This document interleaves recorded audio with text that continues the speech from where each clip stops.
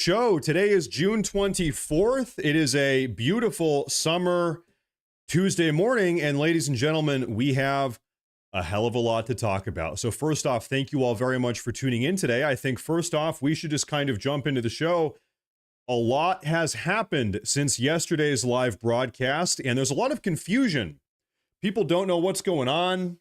Timelines are unclear. What is the current state of events? Really talking about Iran and Israel. That is going to be the main topic of today's broadcast. There's a lot of uncertainty right now. So let me kind of tell you folks what we're going to go through today, and then adjust my light real quick. And then we're really going to deep dive everything. Okay. So bear with me just for a moment. And once again, thank you all for tuning in. It seems like President Trump did, in fact, work out a secret peace deal of sorts between Israel and Iran, offering to help Iran de-escalate this entire situation. Now, is everybody entirely on board? Is everybody happy with the entire situation? Are there some weird things kind of going on right now? Yes, there are. And things are very tenuous at the moment. Right now, we have a very tenuous ceasefire agreement between Iran and Israel, a ceasefire that got off to kind of a rocky start, as you all might have noticed. We're going to break down that entire situation today, thus ending what people are now calling the 12-day war. The 12-day snafu, we can call it, between Israel and Iran. Maybe this has come to an end. Maybe not. Like I said, it's a tenuous situation, and tensions are very high, tempers as well. So we're going to break down the entire thing. Now, insiders, there's a lot of talk going on right now, going every single which way. Insiders right now, insiders coming out of Israel, in fact, are reporting that a rift has grown between Israeli Prime Minister Benjamin Netanyahu and President Donald Trump, that they are not, at the moment, on the best of terms. That maybe one of these ideas is that President Trump kind of went ahead and negotiated a ceasefire agreement, a de-escalation situation, but that maybe Netanyahu isn't happy about it, that it's not all up to his standard, that this is not according to his plan. Maybe people have different plans here. We're going to break down that entire situation. Now, as a consequence of all of this, American First Americans here in America are celebrating. A lot of Trump voters are rejoicing. However, a lot of the war-hungry, war hawk, rhino, Republican in name only, neocon type of people, they're like, hold up, what's going on here? We were supposed to have a war. Hold up, we were supposed to have a war. We're supposed to have regime change in the Middle East, in Iran. The Ayatollah is supposed to be dead right now, but he's not. And President Trump is offering them path towards peace and a de-escalation plan and an off-ramp out of this situation. That's not going according to our war-hungry neocon plan. So not everybody is happy right now. We're going to break all of that down today. Like I said, I want to double back for a moment. There's a lot of controversy about this timeline, how the ceasefire hour by hour, minute by minute has played out so far. Some people are saying this, some people are saying that. I want you to know I did it took an hour to get ready for this morning.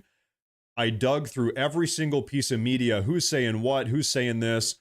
I think I have the best possible timeline that we can have to try to make sense of how this entire ceasefire, this de-escalation has gone down. It's still a little bit muddled, but I want to break this down minute by minute. Who's right? Who's wrong? Who did what? Who? Anyway, we're going to break all that down. We have an entire step-by-step we're going to talk through today.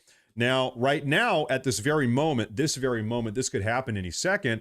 The entire world is on watch to see if anyone is going to break the ceasefire. Maybe it has already been kind of broken. We're going to talk about that. But anyway, going forward, is anyone going to break the ceasefire? Are there going to be any false flags, depending on how conspiratorial want to be? So that is what we're keeping an eye on today. And beyond that, right now, President Trump is on his way to the NATO summit over in Europe across the Atlantic, where he is expected to grill the Europeans, to toast the Europeans on their lack of defense spending and their dependence on American money, pretty much. As you all know, for decades now, America, this is us American taxpayers, we have been effectively subsidizing Europe's defense.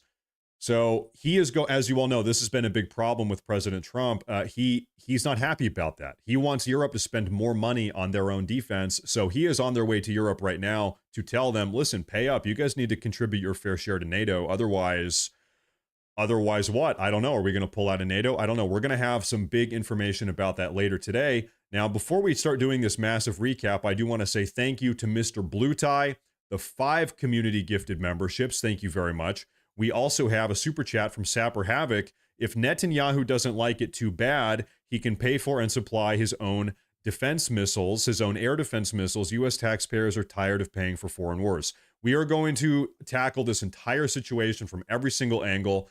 We have a lot to talk about today, folks, so buckle up and take a seat, and thank you very much for that super chat.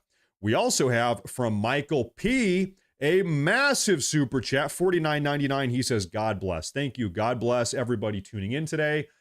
President Trump said this last night. He said, God bless Israel. God bless America. God bless Iran. God bless everybody involved. We want peace. We want de-escalation. And that is what President Trump is working for, folks. We have some big developments with this entire dynamic, and we are going to start breaking it down right now. So if you guys can bear with me here, we are going to start reading through all of today's information to try to get a grip on what exactly is happening. Now, first off, this is coming out of ABC News. Israel and Iran agree to a ceasefire to bring an end to the 12-day war, says President Trump. President Donald Trump said on social media Monday evening, that Israel and Iran had agreed to a ceasefire, signaling a possible end to nearly 2 weeks of escalating air assaults by the two countries. Folks, can we real quick get a USA in the chat? If we had any other world leader involved, any other president in the White House right now, Joe Biden, Kamala Harris, who knows, Nikki Haley, imagine President Lindsey Graham, who knows? Listen, this situation, we might have a World War III. We might have American boots on the ground. We might have war in the Middle East 2.0. This is why we voted for President Trump. We trust his judgment. He has the deference. He has the mindset needed to really help handle these situations. These really dire, catastrophic, terrible situations. If anybody else had been in the White House over the last 2 weeks, God knows where we would be right now. This is why we voted for President Trump. The agreement described by Trump involved 2 12-hour ceasefire periods starting at around 12 a.m. Eastern Time, starting with Iran. That would come when Israel and Iran have wound down and completed their in-progress final missions, Trump said in a Truth Social post. Israel would then follow with a second 12-hour ceasefire. So it's like you stop, everybody stops. Okay, total ceasefire accomplished. After 24 hours, the war would be officially declared ended, according to President Trump. Quote, on the assumption that everything works as it should, which it will, said President Trump, I would like to congratulate both countries, Israel and Iran, on having the stamina, courage, and intelligence to end what should be called the 12-day war. President Trump wrote on Truth Social yesterday evening. In the immediate aftermath of Trump's announcement, neither Israeli nor Iranian officials publicly commented on the proposal. You know, you have this weird dynamic where President Trump is sitting here trying to work out a peace deal, and very likely behind the scenes, these other two countries, Iran and Israel, are also working with him, negotiating with him to put together some type of peace deal.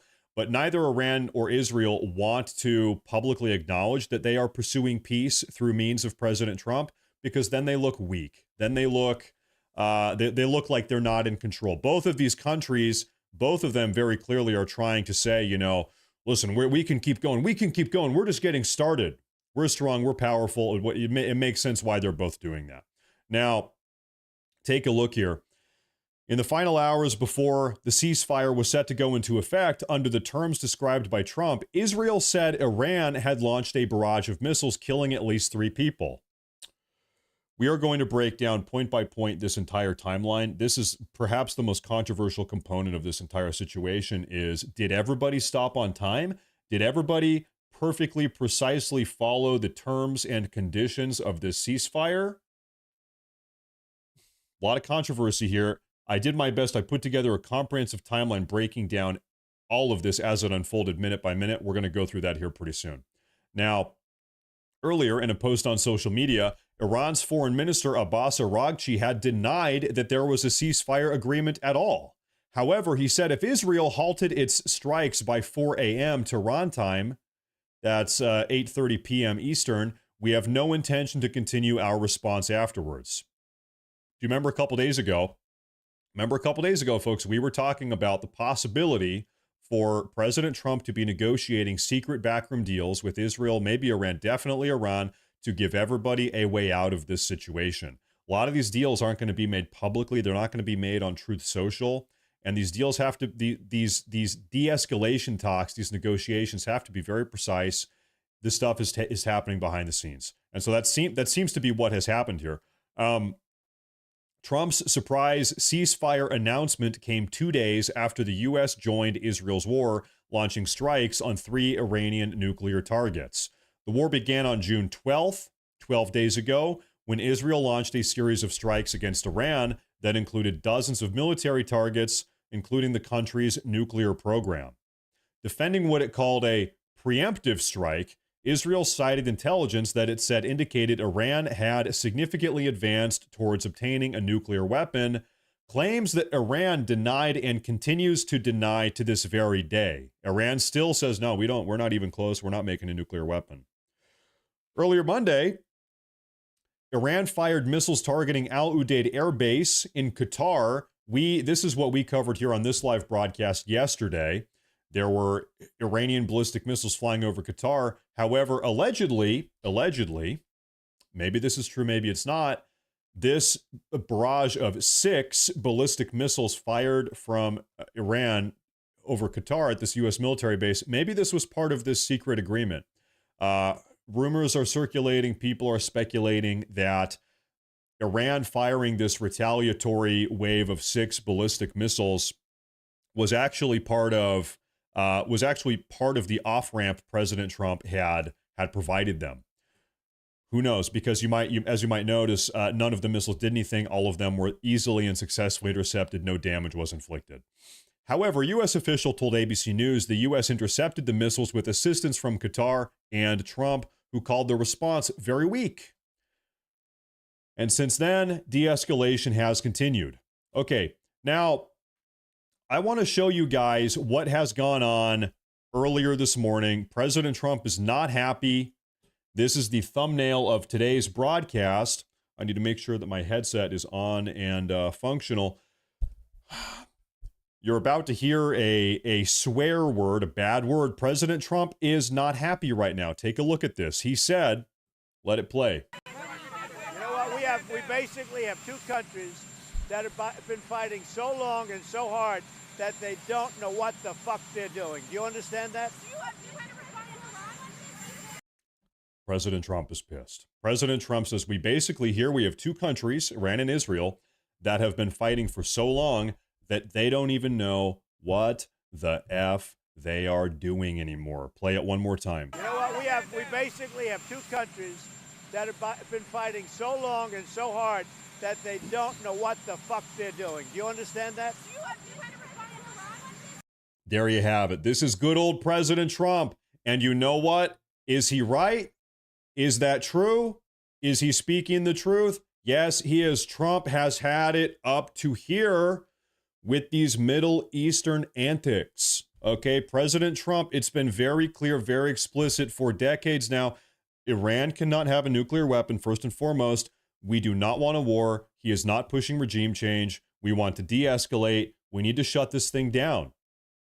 But controversial situation, okay? I want to before we actually break down the kind of the drama of the day here, that maybe Netanyahu and President Trump are a little bit at odds here, I want to read with you guys through the entire timeline of this de-escalation, of this peace deal. Okay, so bear with me. I'm going to walk us through minute by minute, hour by hour, day by day, exactly everything as this went down. June 23rd. This is yesterday. U.S. strikes Iranian nuclear sites. Iran retaliates with a missile attack on Al Udeid Air Base, Qatar, killing 1 U.S. service member. I don't even think that's true. I don't think a single U.S. service member died. I think this source is incorrect. This is June 23rd and 24th. President Trump announces the ceasefire. Iran launches multiple. This is in the hours leading up to the ceasefire. The ceasefire has not gone into effect, but it has been announced. It's happening soon. Iran launches multiple ballistic missile barrages at Israel, targeting military and civilian sites. Israel intercepts many. Iran claims the final strikes took place minutes before the 7:30 a.m. This is Israel time, 7:30 a.m. Israel time ceasefire. Okay, so the ceasefire is set to go into effect at 7:30 a.m. Israel time. Iran launches a final couple rounds of ballistic missiles before the ceasefire went into effect. They said, listen, the ceasefire isn't in effect yet. Of course, we're still launching ballistic missiles. We haven't been told to stop. That time hasn't come yet. Now it's 7:30 officially a.m., 7:30 a.m. Israel time. The ceasefire begins.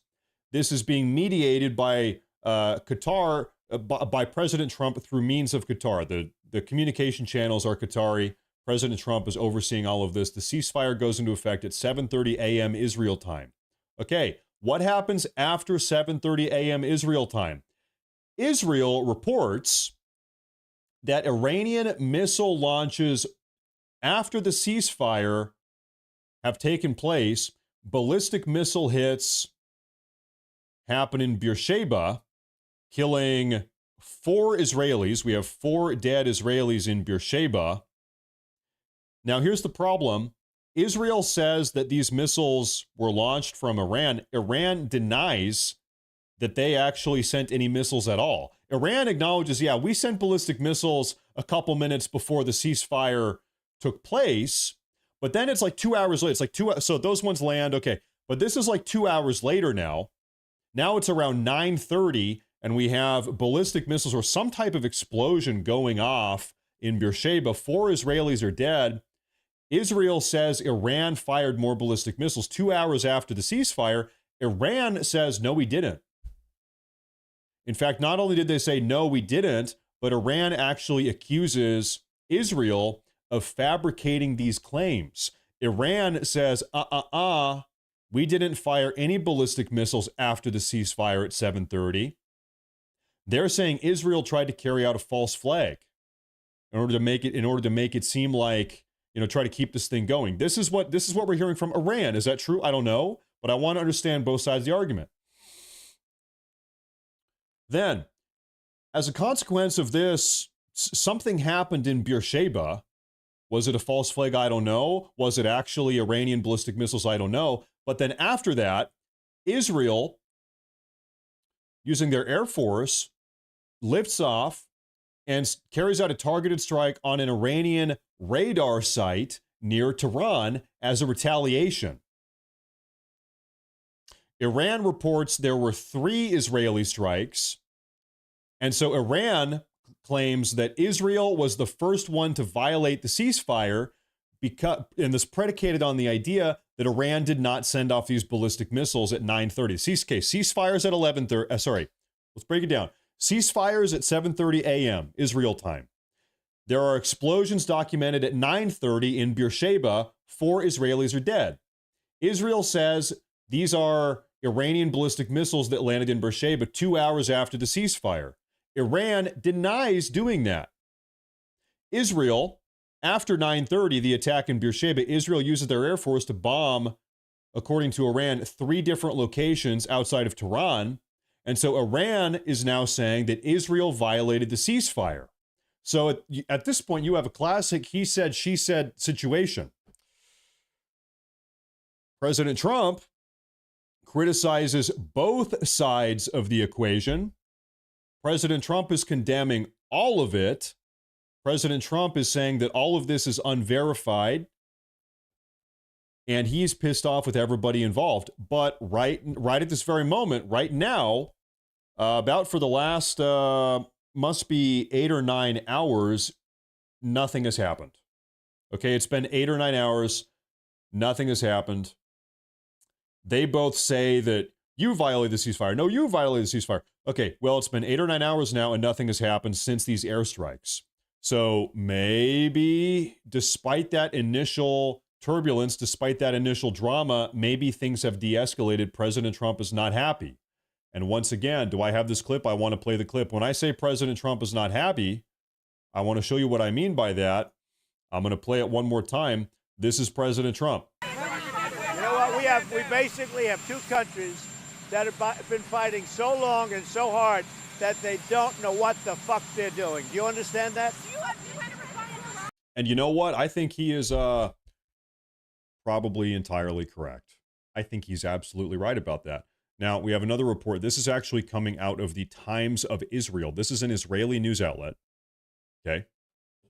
Posted just a couple hours ago. In a foul-mouthed tirade, President Trump savages Israel for striking Iran, says it violated the ceasefire. Now, I want to do the super chat real quick. Wolf's Watch, good morning. Good morning, Matt's Mainstream TV. I said it was not going to last right after Trump announced it. Ceasefire is an oxymoron with Israel and Iran. So good. Wait, listen, hey, we have had a ceasefire for 8 or 9 hours now. Okay, it was off to a rocky start. Maybe things are looking up now. We're going to keep digging through this. Thank you. And also Watson, thank you. Okay, U.S. President fumes that Jerusalem shouldn't have unloaded on Tehran after the truce announcement or responded to the missile attacks, says Iran and Israel don't know what the F they are doing. In a rare, if not unprecedented, public display of frustration with Israel by a U.S. president, Donald Trump expressed in no uncertain terms on Tuesday morning, a couple hours ago, he was furious at Israel as the ceasefire he announced overnight threatened to unravel. He said, quote, I'm not happy that Israel's going out right now, talking about the airstrikes, he told reporters, as Israeli jets were responding to Iranian missile strikes earlier in the day. He said, quote, there was one rocket that I guess was fired overboard by Iran. It was after the time limit and it missed its target. And now Israel's going out. These guys got to calm down. Ridiculous. Now I hear that Israel just went out because they felt the deal was violated by one rocket that didn't even land anywhere, he repeated. That's not what we want. I'll tell you, and I'm telling you, I'm not happy about that, Israel, either. President Trump is, I mean, this is not my speculation. He is the one saying this. President Trump is frustrated and upset with Israel right now. The Israel Defense Forces said 2 missiles were shot at the country's north around 10:30 a.m. That's, 3.5 hours after the mutually agreed upon ceasefire brokered by U.S. and Qatar. The attack on the north followed a deadly Iranian missile strike that killed 4 people in Beersheba shortly before the truce began. Oh, okay, so you know what? I apologize. This attack in Beersheba that killed 4 Israelis, this actually, it's terrible. 4 people died. Do not get me wrong. However, that attack took place before the ceasefire. So that's not even a part of the equation here, actually. When we're talking about who violated what, that attack on Beersheba actually didn't violate anything.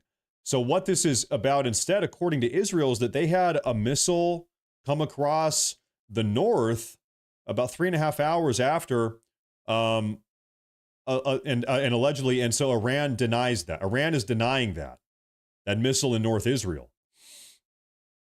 Trump did not mention the slain Israeli civilians in his tirade made before he stepped into his helicopter to head from the White House to the NATO summit in the Netherlands. Trump is on Air Force One right now flying to Europe. We're going to talk about that a little bit later in the show. The Israeli Air Force ended up carrying out a small strike against an Iranian radar north of Tehran around the time Trump was talking to reporters. Israeli officials have confirmed. Trump also wrote a series of warnings on social media demanding that Israel turn its planes around. I'm going to show you those posts here pretty soon. As these planes were mid-flight, Trump on Truth Social was saying, Israel, turn the damn planes around. You are about to sabotage everything. You are about to undermine all of this. Israel scrambled these fighter jets and sent them over to Tehran to carry out more bombing runs on this idea that there was a missile flying across North Israel that Iran denies. It's 3 hours after the ceasefire. Iran says it wasn't them. I don't know if it was real. Okay, are there other? Let's assume there was actually a missile and they're not lying about that. It could have been from somebody else. You have Hezbollah, which you can say is an Iranian-backed group, but maybe Iran right now, given their weakened state, doesn't have complete control over Hezbollah. Maybe Hezbollah tried to sabotage the situation, or some other terrorist proxy. You have ISIS in the region also. So whether or not there was a missile, just because there was a missile, does not mean that Iran ordered that. This is a very complex, difficult situation. He said, Israel, do not drop those bombs. If you do, it is a major violation. Bring your pilots home now. Donald J. Trump, President of the United States. Donald Trump was pissed. Donald Trump aboard Air Force One was telling Israel, turn your damn planes back. Do not bomb Iran. If you do, you will be violating the ceasefire that I have personally negotiated. Israel, go home. This is, and by the way, you can tell he's serious. He signed this. And by the way, who am I? I'm the president of the damn United States of America. I'm the freaking president. Go home. Donald J. Trump, who? President of the United States of America. That's who. Go home. President Trump's had enough. Trump then insisted Israel is not going to attack Iran. All planes will turn around and head home while doing a friendly plane wave to Iran. Really, they just flew over there to wave at them. Trump wrote, nobody will be hurt. The ceasefire is in effect. Thank you for your attention to this matter. Well, I mean, they did bomb this satellite, or this whatever they bombed up there in North Tehran, the satellite facility. Trump was sending out posts on his Truth Social platform promising that Israel would not strike Iran after he knew we would attack. An Israeli official told the Khan public broadcast. Okay, so President Trump knew Israel was about to attack, and then Trump is publicly once again telling them, listen, do not attack. They're not going to attack, trying still to de-escalate the entire situation. In his comments to reporters, Trump blamed both countries for violating the ceasefire. I'm not sure they did it intentionally. They couldn't bring people back. I don't like the fact that Israel went out this morning at all. I'm going to see if I can stop it. I'm trying to project my mind onto the battlefield here in the Middle East. The Iranian chain of command is shattered. It is fractured. Internet service is tenuous. I would assume that lines of communication are rough. It's hard to get information everywhere. So that being said, is it possible that the IRGC, that the Iranians actually totally agreed? Okay, ceasefire, we're done. But then you had some small group of Iranians somewhere else. They were disconnected from the command structure, and they didn't get the memo. I would say entirely possible, and that's why this happened. Maybe, I don't know. Funny story. Who here remembers in the 1970s, maybe early 1980s, they found a Japanese soldier hiding out on an island in the Pacific. He still thought the war was going. The war, guys, we dropped nuclear bombs on Japan in 1945. There was a single Japanese soldier stranded on an island in the Pacific, and he had been living in a bunker in a little cellar for 35 or 40 years, grasping his gun, still thinking that Japan was at war into the 1980s, maybe late 1970s. So when we talk about communication lines have been shattered, it's hard to let everybody know every single thing in the chaos of these dynamics. Think about that guy. This guy held on to that war for 40 years after the fact, okay? It can be tough, okay? Let me take a look here. Trump also expressed his frustration at Israel for carrying out major strikes after he announced that a ceasefire had been agreed upon and would start in the coming hours. Israel, as soon as we made the deal, they came out and they dropped a load of bombs, the likes of which I've never seen before. The biggest load that we've seen, said President Trump. I'm not happy with Israel. You know, when I say, okay, now you have 12 hours, you don't go out in the first hour and just drop everything you have on them. So I'm not happy with Israel. I'm also not happy with Iran either. But I'm really unhappy if Israel is going out this morning because of one rocket that didn't even land, that was shot, perhaps by a mistake, that didn't even land. He said, I'm not happy about that. Folks, President Trump is not happy.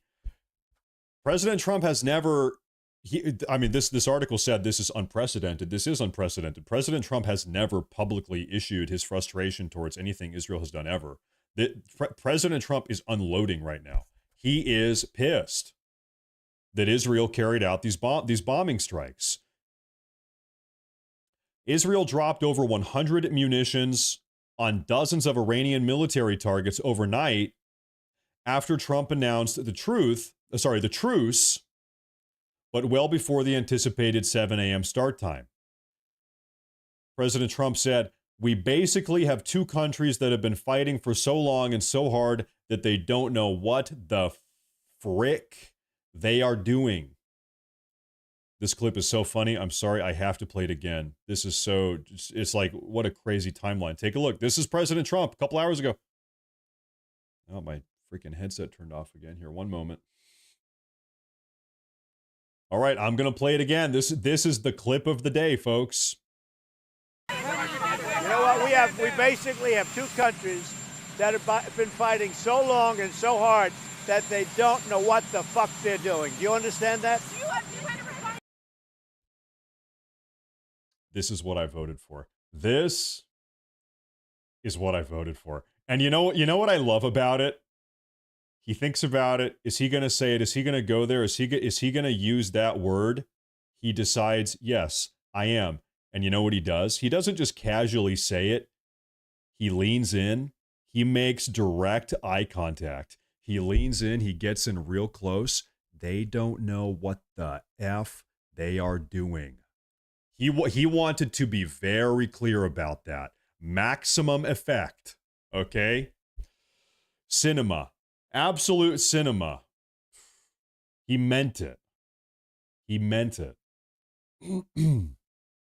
Dueling versions. Prime Minister Benjamin Netanyahu and Trump spoke by phone after the U.S. president fumed at Israel on the White House lawn.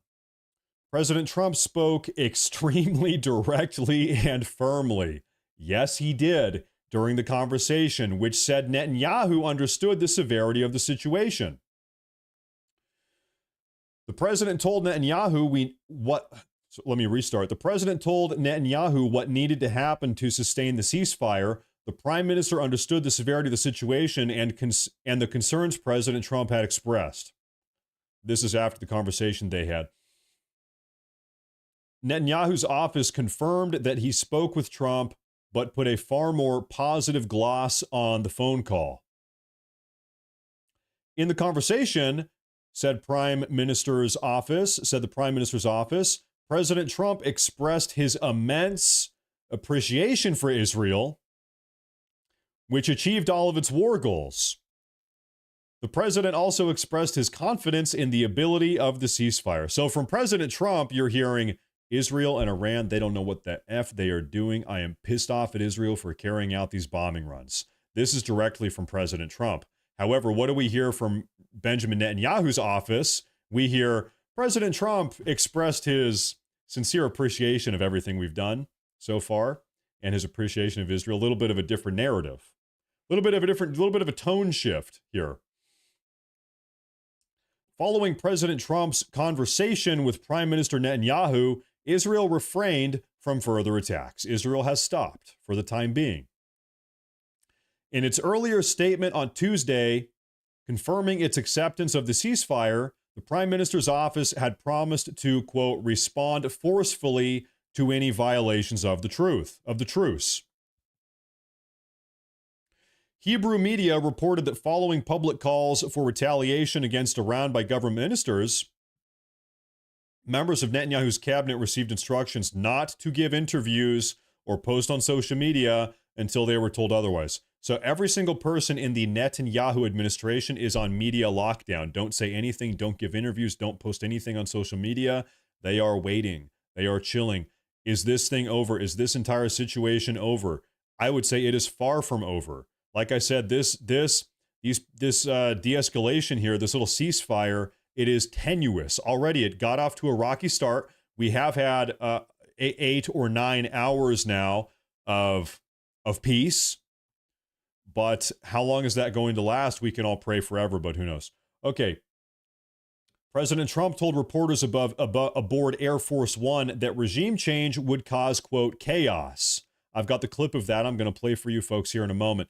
2 days ago, Trump posted on Truth Social, he said, if the current Iranian regime is unable to make Iran great again, why wouldn't there be a regime change? MIGA. Make Iran great again. The White House then sought to backtrack, saying that it was a matter for the Iranian people to decide and is not a goal of the U.S. military. The Trump admin has been explicitly clear that regime change is not one of the goals. Okay, and I have a couple clips here. This one here, President Trump on the Iranian regime changing. Take a look. Do you want to see regime change in Iran? No. If there was, there was. But no, I don't want it. I'd like to see everything calm down as quickly as possible. Regime change takes chaos. And ideally, we don't want to see so much chaos. So we'll see how it does. You know, the Iranians are very good traders, very good business people. And they got a lot of oil. They should be fine. They should be able to rebuild and do a good job. They're never going to have nuclear. But other than that, they should do a great job. Do you want So there's President Trump. This is like 2.5 hours ago, maybe 3, just explicitly saying, no, it is not a goal of his administration to, force regime change on the Iranians. He doesn't care about that at all. He just doesn't want them to have nuclear weapons. Okay, and he thinks that they in the near future will just rebuild and become a prosperous trading partner, but they can't have nuclear weapons. President Trump does not care about regime change. Now, we know regime change is one of the goals of Netanyahu. We do know that. Here's another clip. Take a look at this one. Mr. President, did Iran make any commitments yesterday about uranium enrichment? About what? About uranium enrichment. They're not going to have enrichment, and they're not going to have a nuclear weapon, and they know that. They're going to get on to being a great trading nation. You know, they're very good traders, and they're going to be a great trading nation, and they have a lot of oil. They're going to do well. They're not going to have a nuclear weapon. So did they promise? Okay, nothing matters to Trump other than ceasefire, peace in the region, stop the war, and no enrichment, no nuclear weapons. That's it. That is President Trump's clear and explicit goal. He's been saying that for weeks now, for years now. That's it. Can the Ayatollah stay in power? Yes. Can Khomeini stay in power? Yes. Can his regime stay in power? Yes. Can the IRGC keep doing their thing? Yes. It doesn't matter to President Trump. He doesn't care about that. They can do whatever they want. They just cannot have a nuclear enrichment program. That's it. And also they've got to stop firing ballistic missiles at Israel. Okay. All right. We have heard that from J.D. Vance. We have heard that from Marco Rubio in the back there. We've heard that from President Trump. Very explicit. We know the stance of the Trump administration. Take a look at this one here. Mr. President, did Iran make any? I'm sorry, that's the clip that we just watched here. I'm going to finish reading this article here because this is the Israeli point of view. I think that's important. We're almost done with this one here. Okay. Trump also said Tuesday that he opposes regime change in Iran after indicating that he could back it just 2 days ago. So a lot of people, we're talking about this Truth Social post that he made, this one. If Iran can't, if the regime is unable to make Iran great again, why wouldn't there be a regime change? So President Trump saying this does not mean in any way, shape, or form that he is signing on to pushing regime change in Iran. This is not saying that he wants to help overthrow the Iranian regime. I think a lot of people read into this too much. Do you agree, yes or no? This is him just saying, listen, if they can't, it makes sense. Maybe there would be a popular uprising. Maybe there would be kind of a civil revolution. Maybe there, I don't know. But does this mean that the American military is getting involved in helping overthrow the Ayatollah and his regime? No. I think people were, I think what you had were people that want regime change in Iran. These are your people like Lindsey Graham, maybe Netanyahu, people that do want a little bit more American military involvement. I think they were reading their own belief into that, but maybe that wasn't actually the case. That's not what Trump meant. Okay. Now, where was I here? Iran and Israel entered into an open conflict on June 13th when Israel launched airstrikes targeting Iran's top military leaders, nuclear scientists, uranium enrichment sites, and ballistic missile program. Israel said the campaign was necessary to prevent the Islamic Republic from realizing its declared plan to destroy the Jewish state. Then, early Sunday morning, U.S. forces bombed 3 crucial nuclear sites in Iran, ending more than 2 weeks of speculation over whether it would join the campaign. Iran retaliated Monday evening with a missile attack. With a missile attack on a U.S. airbase in Qatar that did not cause any casualties, and hours later, President Trump announced the ceasefire. Iran, which avowedly seeks Israel's destruction, has consistently denied seeking to acquire nuclear weapons. However, it has enriched uranium to levels that have no peaceful application, has obstructed international inspectors from checking its nuclear facilities, and expanded its ballistic missile capabilities. Israel says Iran has recently taken steps towards weaponization. Folks, this is one of my personal concerns. President Trump has ushered in this ceasefire. President Trump is being very, very clear, very explicit. He does not want this thing to get out of control. He wants it to come to an end, and that Iran, as far as Trump is concerned, he has now effectively dismantled their nuclear enrichment facility. Now we're going to know, what does Israel do? Does Israel say, okay, you know what? Yeah, their nuclear enrichment program has been shut down, and I guess that means we are done now. We have a ceasefire. Listen, if Israel does anything to undermine President Trump's ceasefire, that is a direct middle finger to the deal, to the negotiations that President Trump has carried out. President Trump already dropped over $100 million worth of bombs on Iran. He blew up numerous nuclear enrichment facilities. He also then negotiated a ceasefire between these two countries. If Israel says, you know what, that's not enough, we want more, we're not done with Iran yet, in my opinion, that is a big slight, that is a big middle finger to President Trump. President Trump has done a lot. He has done a lot here. Let me take a look at this. East Tennessee Patriot, like, share, and subscribe. Thank you. I appreciate that. Thank you very much. Thank you very much. So I hope they don't do that. Now, moving on, we have some other things to take a look at today, folks. Steve Bannon has weighed in on all of this. I think you guys all kind of know what side of the equation Steve Bannon is on, but I want to play this clip with you folks. I want to hear what everybody has to say on every single side of the equation. We just read through, that was a post from the Times of Jerusalem, okay? I want to know what everybody has. We heard from Trump. We've heard from the Trump admin. We heard from a bunch of quotes from Netanyahu and the Times of Jerusalem.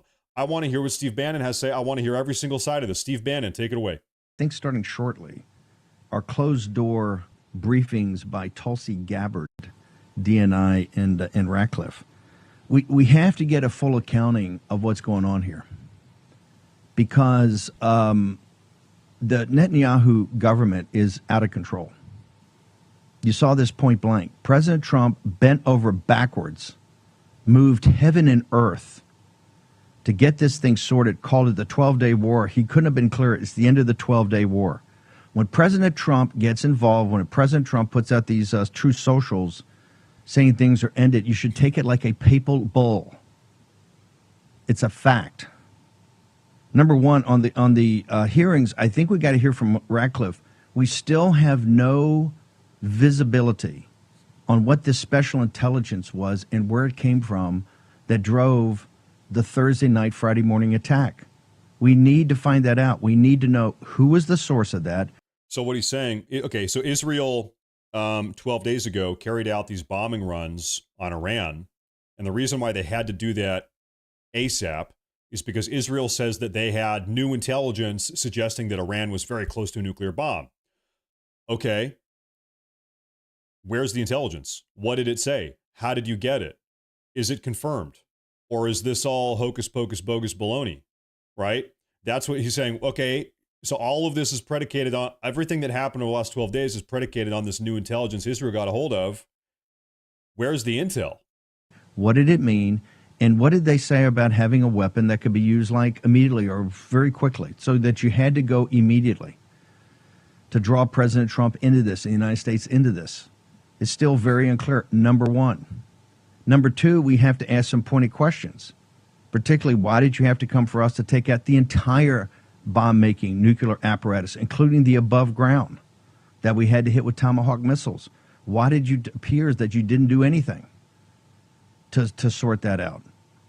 Number three, you're planning to defend your own citizens. Why did you have to come to us immediately? And I'm telling you, yesterday, President Trump did that for Israel. Israel was getting pounded. Netanyahu basically bit off way more than he can chew, thinking that he could get us drawn into a major war, and it's not happening. And President Trump did. Question for you guys, yes or no. Do you think Israel was surprised by the degree to which Iran was able to retaliate? So Israel carries out these bombing strikes. Do you think they were caught off guard by just how much damage Iran was able to inflict in retaliation? I would bet that they were not expecting all of these massive, for 12 days, ballistic missile barrages. I have a feeling they were not expecting that. The military operation was absolutely magnificent and pulled off. And as President Trump said, obliterated their nuclear bomb-making capability. I think it's now time to get the facts, and particularly the facts about Netanyahu's government, which is not supportive of President Trump. President Trump, when he has a conversation with a guy who's getting a couple of hours of sleep after bringing to a conclusion what he's calling the 12-day war, to get on a plane to go deal with the Ukraine and NATO, he's got to get up at 5 in the morning. I think he gets 2 or 3 hours of sleep. He tells you on the phone, I want this thing stood down. And he gets up and he sees that you lied to him. And in fact, you went even further of what he told you not to do. Now, that's not being an ally. Of course, you're not an ally. You're a protectorate. And protectorates are not supposed to act like that. We need to get to the bottom of this, regardless of the communication. So now the big question is, like we said a moment ago, this entire 12-day war situation was built upon this idea that Israel got a hold of new information suggesting that Iran was just days away from having a nuclear weapon. And so that's why they had to carry out the bombing strikes now. They had to do it at that day, emergency. We have to go. Israel has got to go in, because if we don't, any day, 1, 2, 3 days, they're going to have a nuclear weapon and Israel's going to get blown off the face of the map. So they had to go in right then. Okay. And so what Bannon is saying, where is the intelligence? What changed? Now, folks, we know it has been 13 months. It was in May. May of 2024 is the last time a foreign inspection took place in these Iranian nuclear facilities. It's been 13 months since any single foreign nuclear inspector went into Iran, went into these nuclear facilities, and took a look at what the hell was going on inside the facilities. Okay, we know that is the last time a public inspection had been done. And so everything that we have, maybe makes sense to me is based off of information that we got 13 months ago. Where did the new information come from? Let me play defense here for Israel for a second. Okay, is it possible that they intercepted some information? Is it possible that they apprehended somebody, they interrogated him, they got new intel? I don't know. Maybe it's possible they intercepted some transmission saying, hey, we're 2 days away from a nuke. Possible. It's possible. But regardless, the question is, where's the proof? We got to see the proof. At this point, listen, guys, it's 2025. In the age of the internet, after what happened in Iraq, after what happened in Afghanistan, Americans, people worldwide, are very suspect of intelligence agencies, whether they be American or Israeli, just saying, hey, trust us. Hey, just take our word for it, right? We all know what happened in 2003. Within 12 months, we knew that entire war was built on bad intel. Okay, WMDs and yellow cake. We know that was not the case. That war had consequences here in America for 20 years, for over 20 years. It's still this day. Okay, Americans want proof. Americans are not going to just take their word for it. Americans want proof. They want evidence. If we're going to get dragged in another war in the Middle East, boots on the ground or bombing runs, folks. 2 days ago, President Trump, like I said, that military operation, President Trump, he dropped a bunch of bombs on the Iranian nuclear enrichment facilities. The bombs alone, the bunker buster bombs. Well, hold up. Wow. Let me do the math on this. They dropped 14 bunker buster bombs. What I've read, at least, is that each one of those bunker buster bombs is $20 million. That is $280 million worth of bunker buster bombs. You're not even counting the Tomahawk missiles. They fired 30 Tomahawk missiles. They deployed. Man, we might have spent $500 million to do this. Who's paying for it? You are. I am. Americans are. And so once again, if we're going to get involved in that way, when we already are having big issues in this country, I think it's fair for Americans to say. I'm not saying we shouldn't, but I'm saying it is fair for Americans to say, what's the proof? Why? It is fair for Americans to say, why are we doing this? Okay? Americans, listen, we're not dumb. Why are we doing this? Now, Marjorie Taylor Greene is also pissed off. Take a look at this. You know, you have right now, I said earlier, you have some maybe rhinos or neocons or people that are a little bit more war hawkish that are actually upset. You're seeing some people that are upset about the current state of this ceasefire. They're saying, hold up, wait a minute. We wanted regime change. We're supposed to have regime change. The Ayatollah is supposed to be dead by now. We should have American boots on the ground right now. What's going on? Ceasefire? We don't want a ceasefire. We want a war. Marjorie Taylor Greene is mad. Take a look. Well, I got to add on one more thing, Steve, and I'm sure you've covered it on your show. Mark Levin was one of the biggest never Trumpers when President Trump was running for president. So it absolutely makes me sick. It makes me want to throw up in my mouth that he's one of the voices that is constantly texting and calling President Trump's phone and showing up at the White House demanding for America to go to every single foreign war on behalf of Israel. You know, I'm really sick and disgusted at that.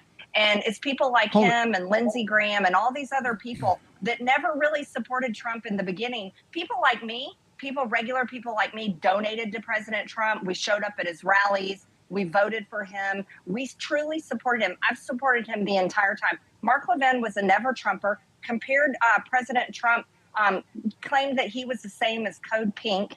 All of this horrible attacks on President Trump. And he only supports him now because he couldn't beat him, because people like me supported President Trump and got him elected. And Steve, I've spent 5 years. I've spent millions of dollars, millions of my own money, traveling this entire country campaigning for President Trump, defending him when everyone abandoned him after January 6th. And I would say I represent MAGA far more than Mark Levin or any of these other neocon suck-ups ever will and ever do. So anyway, what is the takeaway? What is the focal point of her message? Is that you have a bunch of people, and that whether or not this is true, just hear me out. This is what she is saying. She is saying you have a bunch of people that are not really diehard, genuine America First, MAGA, Trump supporters that have, over the last couple of years, latched onto President Trump in order to try to coerce him or manipulate him into pursuing their agenda, but maybe not his own America First MAGA agenda. You know, they've said, okay, listen, we don't love President Trump, but he's the guy in the White House right now. We got to deal with him. So we're going to latch onto him. We're going to do everything we can to influence him and manipulate him and get him to kind of, try to mold him into going the direction we want him to go. Okay? Now, is that true? Is that idea true? Just in concept, are there people that are trying to do that? Absolutely yes. Everybody wants to make an impression on Trump. Every single person, love him or hate him, wants to have a meeting with Trump and try to get him to do what they want him to do. He's got everybody calling his phone number, okay? It's the truth. It's the truth.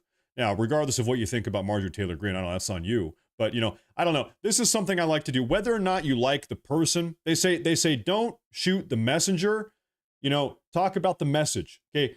Just because you don't like the message, anyway, you know what I'm trying to say. We got to do our best to try to detach the message or the idea or the concept from the person saying it sometimes. At a base level, is she right in this instance about the message? Yeah, I think so. And like somebody in chat says, yeah, that's the way politics works. Okay? Now, folks, as a consequence of this entire situation right now, in the streets of Tehran, by the way, this is posted by the Iranian propaganda outlet, so take this with a grain of salt, but allegedly, this is a video coming out just a couple hours ago. In the streets of Tehran, there are Iranians celebrating. I'm going to read what the Iranian propaganda had to say. Through the lens of Iran, in Arabic, huge crowds have gathered in Tehran's Revolution Square in support and gratitude of the armed forces as they confront the Zionist and American aggression against the country. Participants in this gathering chanted slogans such as, "We are the nation of Gadir. We do not accept humiliation. Humiliation is out of our reach," expressing their support for the resistance and steadfastness in the face of external threats. Let me take a look. We have a video here. The streets of Tehran. Revolution Square.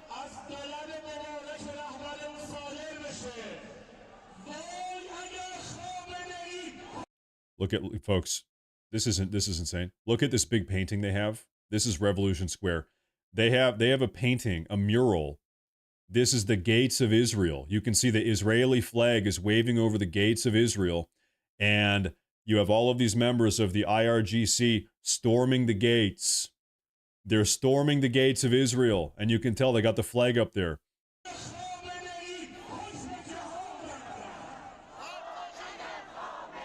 I hadn't seen that before. Wow.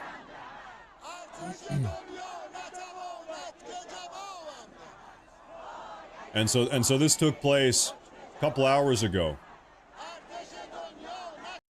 Khamenei is probably still in his bunker at the moment. This is an image of Netanyahu as the Pharaoh of Egypt. This is posted by them. Okay, that's great. We love our daily dose of Iranian propaganda. Now, folks, Crown Prince Reza Pahlavi, we have big drama with him. As a consequence of this ceasefire, of this ongoing situation, I want to show you something. The Crown Prince of Reza Pahlavi, the heir to the Iranian kingdom, the throne, the Shah, he's the Shah is what they call him, or the would-be Shah, has officially unfollowed President Trump on Instagram. Yesterday, he was following him, we know. Today, he is not. The Shah of Iran, and as you all know, the Shah of Iran, his dream is to have Khamenei out, the current Iranian regime out, the IRGC out. He wants to go back in, and he wants to really probably try to be the king again, like his father was long ago. He has unfollowed President Trump, and now we have some news regarding this. This is yesterday, okay? Iran's crown prince calls for the supreme leader to, quote, face justice. The exiled son of Iran's last Shah. What am I trying to do here? There we go. I'm going to move that a little bit. I apologize. Okay. The exiled son of Iran's last Shah, Persian for king, before he fled the 1979 Islamic Revolution, called for Iran's theocratic regime and its supreme leader Ayatollah Ali Khamenei to, quote, step down and, quote, face justice. Reza Pahlavi was heir to Iran's peacock throne when the dynasty led by his father, Mohammad Reza Pahlavi, was ousted 1979. He lives in the United States, and his supporters often refer to him as the Crown Prince of Iran. Pahlavi said during the press conference in Paris on June 23rd, this is yesterday, that he was ready to help lead Iran, quote, down a road of peace and democratic transition. And he also claimed, without providing specific evidence, that he had seen credible reports that Khamenei and other senior Iranian regime officials were preparing to flee with their families as the United States has joined Israel's bombing campaign of Iran's nuclear facilities. So he thought that he was on the cusp of maybe, you know, as far as he's concerned, kind of getting his country back, being able to go back to his country and become the king and the Shah, and it's going to be a new era for Iran. Well, guess what? President Trump actually doesn't care about regime overhaul or regime change. President Trump, he dropped a couple bombs, blew up the nuclear enrichment facilities, and now President Trump is done. We got a ceasefire. So the Shah here, the young prince, the old prince, he's not happy about the way this has turned out. Let's keep reading. The military is fractured, he said yesterday. The people are united. The foundations of this 46-year tyranny are shaking. This is our Berlin Wall moment. But like all moments of great change, it comes with great danger. Pahlavi added he had a, quote, direct message for Khamenei. He said, step down, and if you do, you will receive a fair trial and due process of law. He said he was setting up a new, quote, secure platform for dissidents and internal opponents of the regime to coordinate their efforts to put the country on the path of a free and democratic future. Khamenei's office could not be reached for comment. Imagine that. Ladies and gentlemen, the Ayatollah is not giving public comment. Okay, he doesn't care. It was also not clear whether Pahlavi had specific crimes he wanted to see Iran's supreme leader stand trial for, or if it was a generalized comment about Iran's leadership. Still, while Pahlavi has plenty of admirers in the Iranian diaspora who support a return to the monarchy, it is uncertain how popular he is inside of the country. This is something that's important to keep in mind. Who knows? People in Iran right now, I mean, this guy, listen, I'm pretty sure Iran actually has a very young population. Most people, they've got a bottom-heavy population, okay? And they've got a lot of young people. Most people in Iran right now weren't even alive when Pahlavi was in the country prior to 1979. So I don't know. This is a good point, and I don't have an answer, but it's possible that people in Iran don't even like Pahlavi. I don't know. Okay. And also, everything he said in Paris, he has said variations of for several decades. In fact, most Iranians are not old enough to remember life before 1979 revolution. Okay, there you have it. That's what I just said. Those that do look back, either with nostalgia for the pre-revolutionary era or recall deep inequality and oppression. Pahlavi Sr., his dad, the king, was a U.S.-backed dictator who used secret police and torture on his opponents. He died of cancer in Egypt in 1980. According to his official biography published in 1963, Khamenei himself was tortured by the Shah's henchmen at age 24 when he served the first of many prison terms for political activities. It's a rough country, even back then.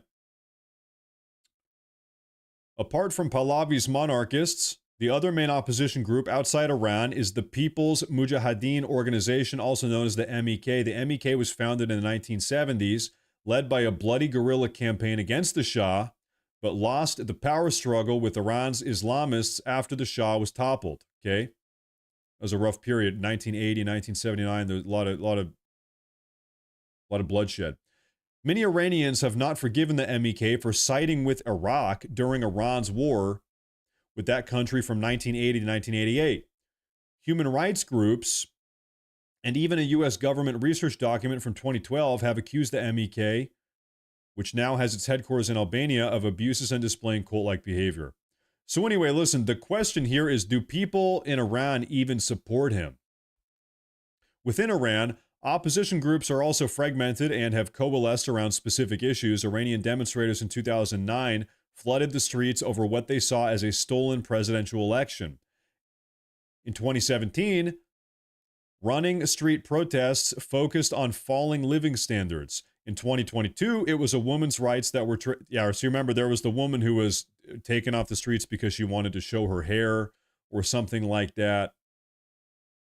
Iran's mostly Sunni Muslim, Kurdish, and Baluch minorities have also chafed against rule from the Persian-speaking Shiite government in Tehran.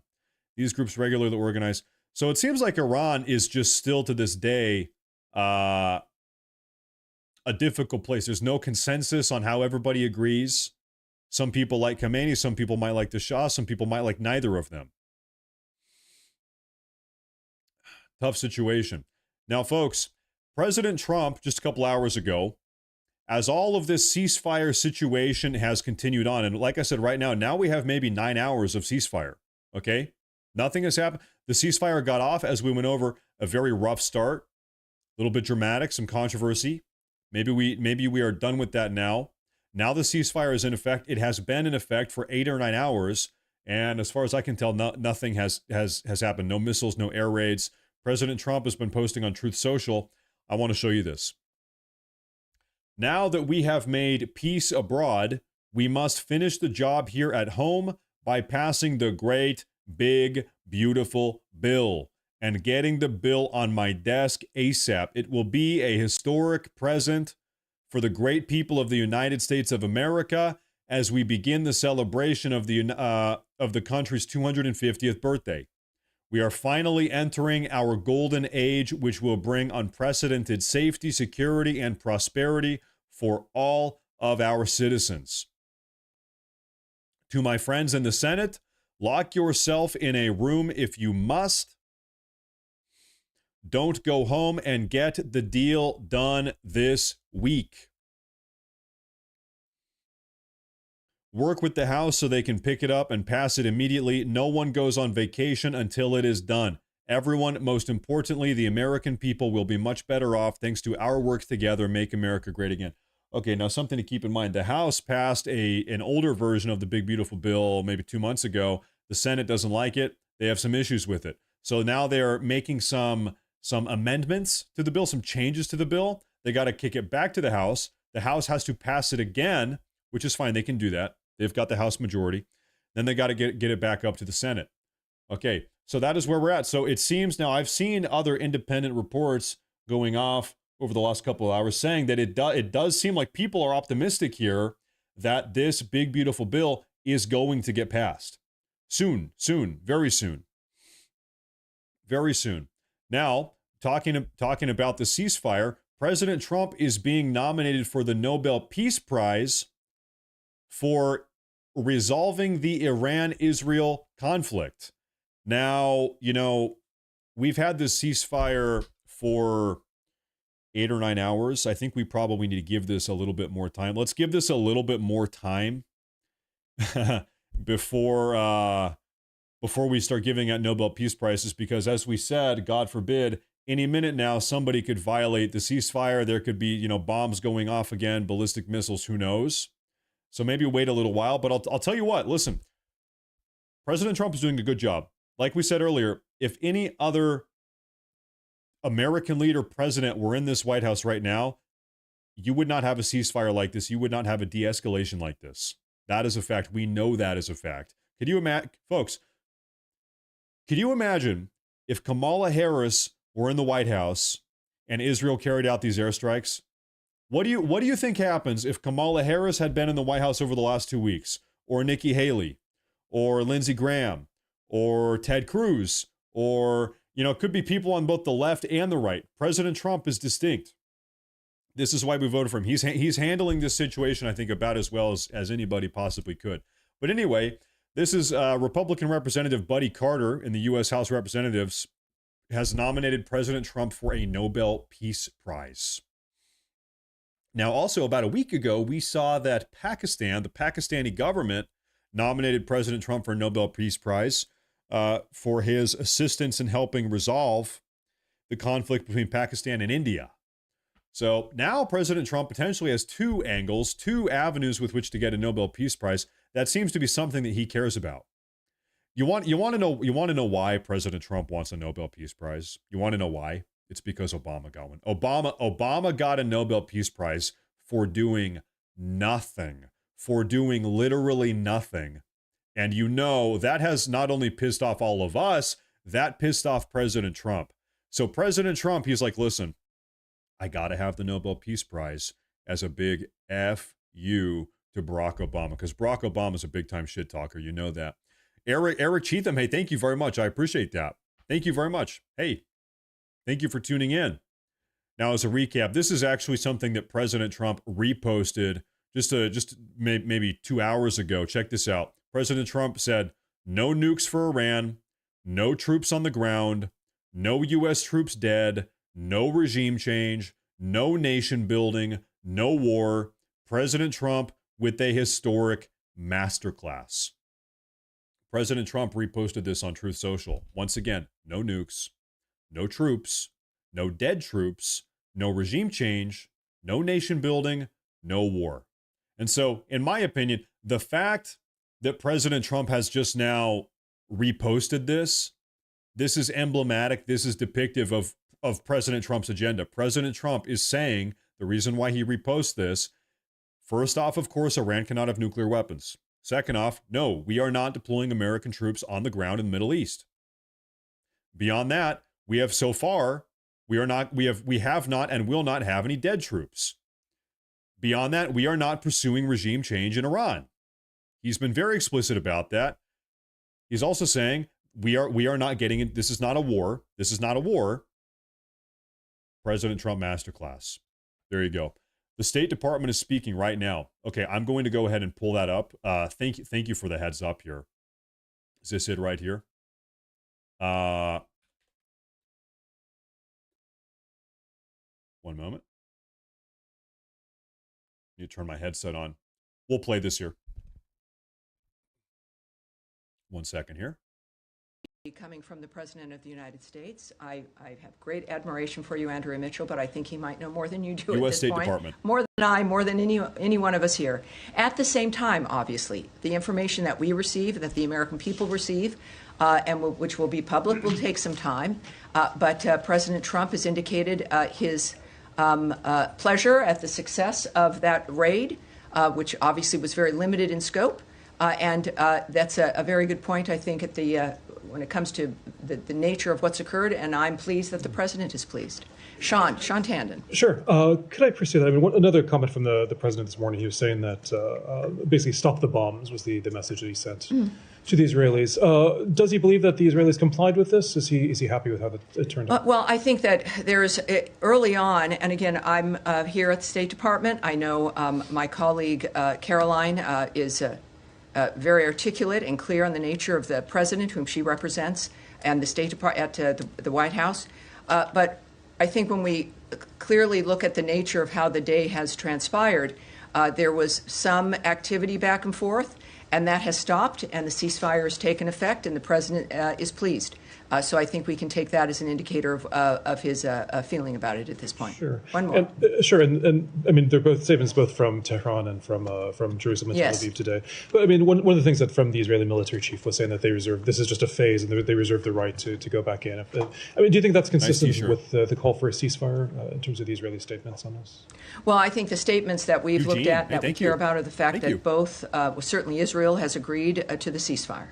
And we believe there's a statement from Iran that has done so as well. So those are the statements that we care about. All right. Yes, sir, in the back. Right there, sir. Yes, sir. Thank you, Tammy. Obviously, pretty epic diplomatic developments last night. Yes. Can you walk us through any of the diplomatic steps that were taken that led to the ceasefire, and specifically Secretary Rubio's role? What are some of the ongoing efforts to make sure the ceasefire sticks? And then a separate but related question. president spoke this morning about the great trading potential with Iran. Does this administration envision a broader rapprochement with Tehran that could lead to diplomatic ties being established, even the embassy being reopened? Well, on both those issues, I can't speak directly to them, but I can say a few things in that certainly I wasn't there. The Secretary of State was in a dynamic with the president that is a private dynamic as that team was addressing a war and the nature of how to stop it. So I can't speak to how that transpired or the decisions that were made, but obviously a successful evening, successful aftermath when it comes also to a very quick ceasefire. In the meantime, for your other question, which was, remind me again your second question? Well, President Trump this morning spoke a little bit about the potential for trade with Iran. Oh, the trade question. I was asking more about the yes, obviously, again, while I can't speak obviously to the choices President Trump will make, what we do all know is that he is a businessman. Americans appreciate that about him, the nature of how he looks at the issue of national security and safety. And he has in the past addressed the issue of relationships with this country, keep other nations secure, that we are a good friend to have, that a friendship with the United States assists and helps facilitate the natural national security of another nation. So I look at that in his approach in certain things, and that's been certainly his attitude about it, and it seems to be a correct one. It's one I agree with. So I think we'll see that if that in fact is the case here, and we'll find out. All right. Yes, ma'am. Is there any sort of monitoring mechanism for the ceasefire if it continues to hold? Will there be a third party that is making sure that both sides are adhering to this ceasefire? Well, as the State Department, I can't really speak to that. I think that's a DOD question and certainly a White House question. And then how do you view the next steps for nuclear talks potentially resuming in light of this ceasefire? Is there anything on the schedule? Any follow-on conversations between the two sides to try to resume the talks that had been? Well, I can't speak to a schedule. I'm not going to guess or speculate about when something might happen. What we do know, and President Trump throughout this process had been tweeting about the fact that this would be a good time for negotiations to renew, for these talks to renew. Of course, with some disappointment that it got to this point. He has been committed to diplomacy and to discussions. Obviously, he's displayed that for these last 5 months, and I would think that has not changed. So the commitment, not just from President Trump, but also from Secretary Rubio, to minimize the need and go out of your way for the need to not engage militarily is clearly a hallmark for him and his view of national security and foreign policy, as it is for Secretary Rubio. And I would expect that approach and that commitment to remain the same. Impeachment? Yes, go ahead. Thanks, Tammy. Just to follow on that, over the weekend, the president, many other cabinet members, they said that the strikes by the U.S. military on Iranian facilities had obliterated the nuclear program. Because of that, do you see that as buying more time for these negotiations to play out? Has the urgency at all changed? And there are reports that Qatar has tried to mediate nuclear talks, try to restart those. Are you receptive of Qatari efforts at this point? Well, that's not something I can address in any detail at all. I do know that the president was very confident in his assertion of the destruction of those sites. That was necessary because of the point that he's had from the start of this, which is that Iran cannot have a nuclear weapon.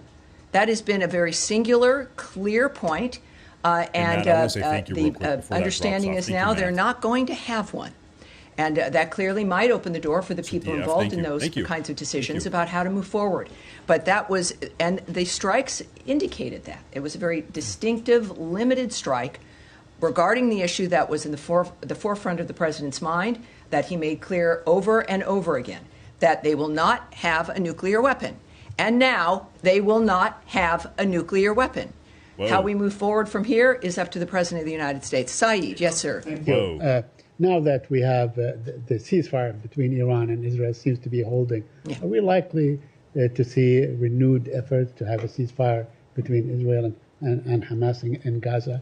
I mean, just for figures, Tammy, maybe 400 people got killed in the exchanges between Israel and Iran, in the same period, like 700 Palestinians have died, many of them at the aid distribution center. Yeah, this is why, and we are reminded about why the ceasefire efforts are important. It is a reminder about why the president, and why we're lucky for President Trump to be our president and for Secretary Rubio to be focusing on changing the status quo on this planet and changing the old dynamic of wanting new ideas. It has been his hallmark from the start, and that has not changed. What we can say, and just as a reminder, Saeed, there is a deal on the table.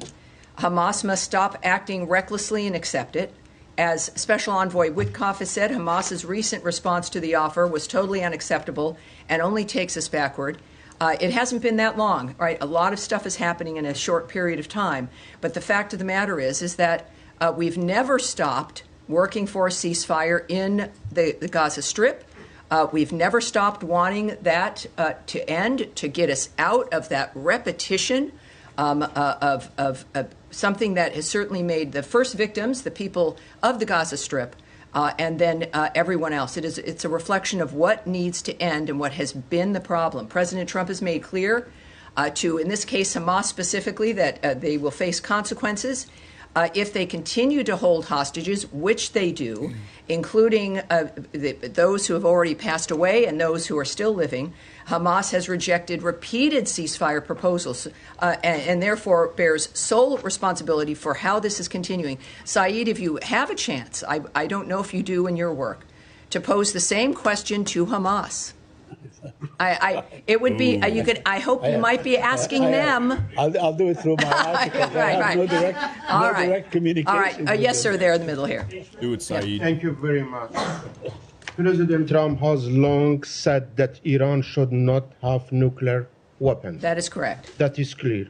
Do you think it is important for Iran to change its foreign policy because the U.S. always says it is the biggest state sponsor of terrorism and destabilizing region? I obviously can't speak to what's in the mind of the so-called leadership of Iran. I do know that the future of Iran is in the hands of the Iranian people. And whether or not certain individuals change their approach or belief, I think what has happened, the whole world has noted that the world has changed and that nothing will be the same.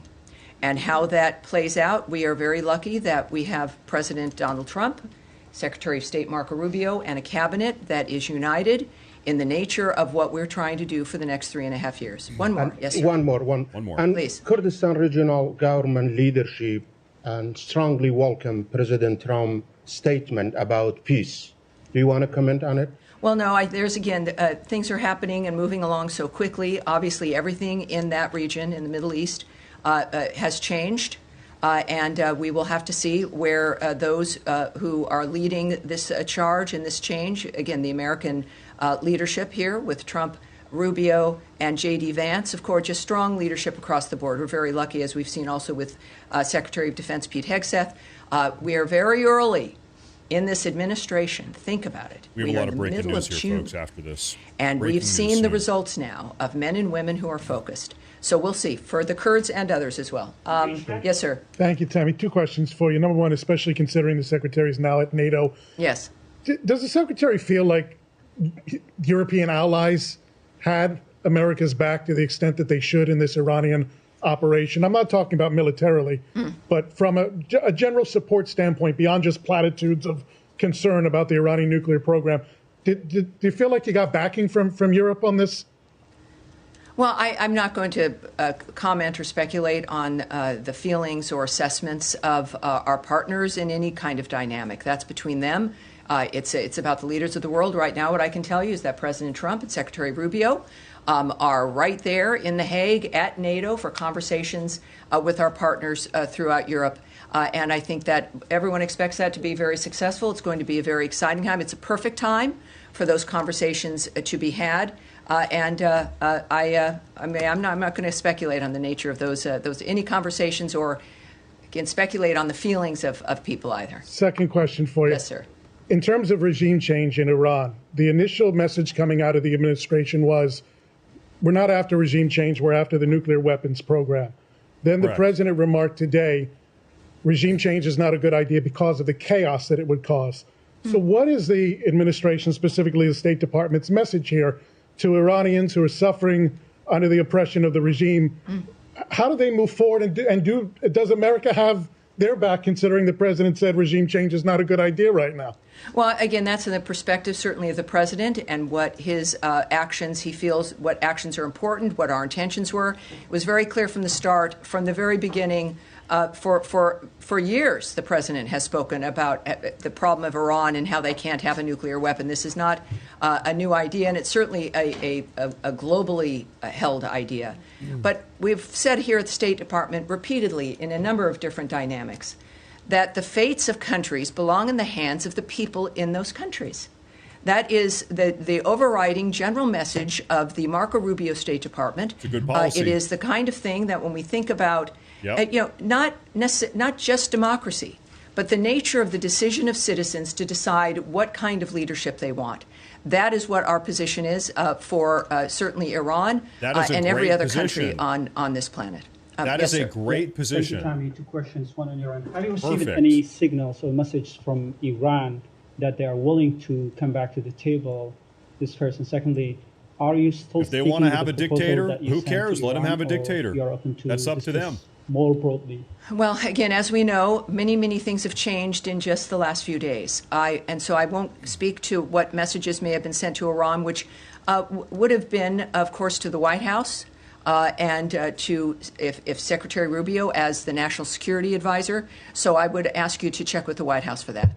And the next one, yes. Yeah, on your opening remarks, you said that the United States is ready to help the Syrian government to fight against forces seeking to create instability. Would you elaborate that? What kind of support are you willing to offer to the Syrian interim government? Are you willing to help them or provide them military support? Well, I think already we know, of course, of the assignment as a special envoy of Ambassador Tom Barrack has been a very clear indicator of our commitment to helping Syria be able to be a functional and steady and stable government. He, of course, is the ambassador to Turkey, and our commitment through his work is about getting the structure, the stability of the government as functional. We also, of course, as you know, have lifted many of the sanctions to make it possible for other nations in that region to assist the new government also in becoming stronger and able to, in that region especially, deal with terrorist groups, especially deal with ISIS, and that is our commitment. So it is, I think, manifesting now very clearly, and Ambassador Barrack is there as our envoy in that regard, and it's a very exciting time with a lot of potential. Yes, sir. Yeah, yes, sir. In the gray suit there. Yes, sir. Thank you, Tammy. You've been in the negotiations process with the Iranians for almost the last 2 months at the State Department. And the Iranian foreign minister just last Friday, he said that they suspect that the negotiations with the U.S.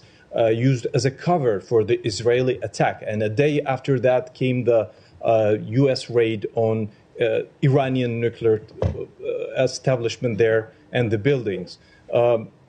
Are you able to restore the trust between you and Iran?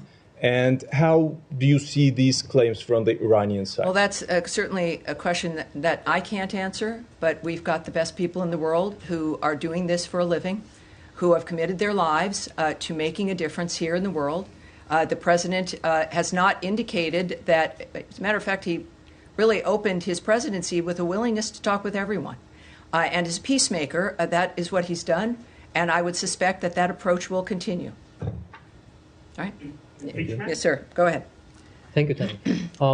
Do you think that there is any lesson for North Korea to learn from the U.S. strikes on Iranian nuclear facilities, given that North Korea has been doubling down on its nuclear program, despite the Trump administration's commitment to the complete denuclearization of North Korea?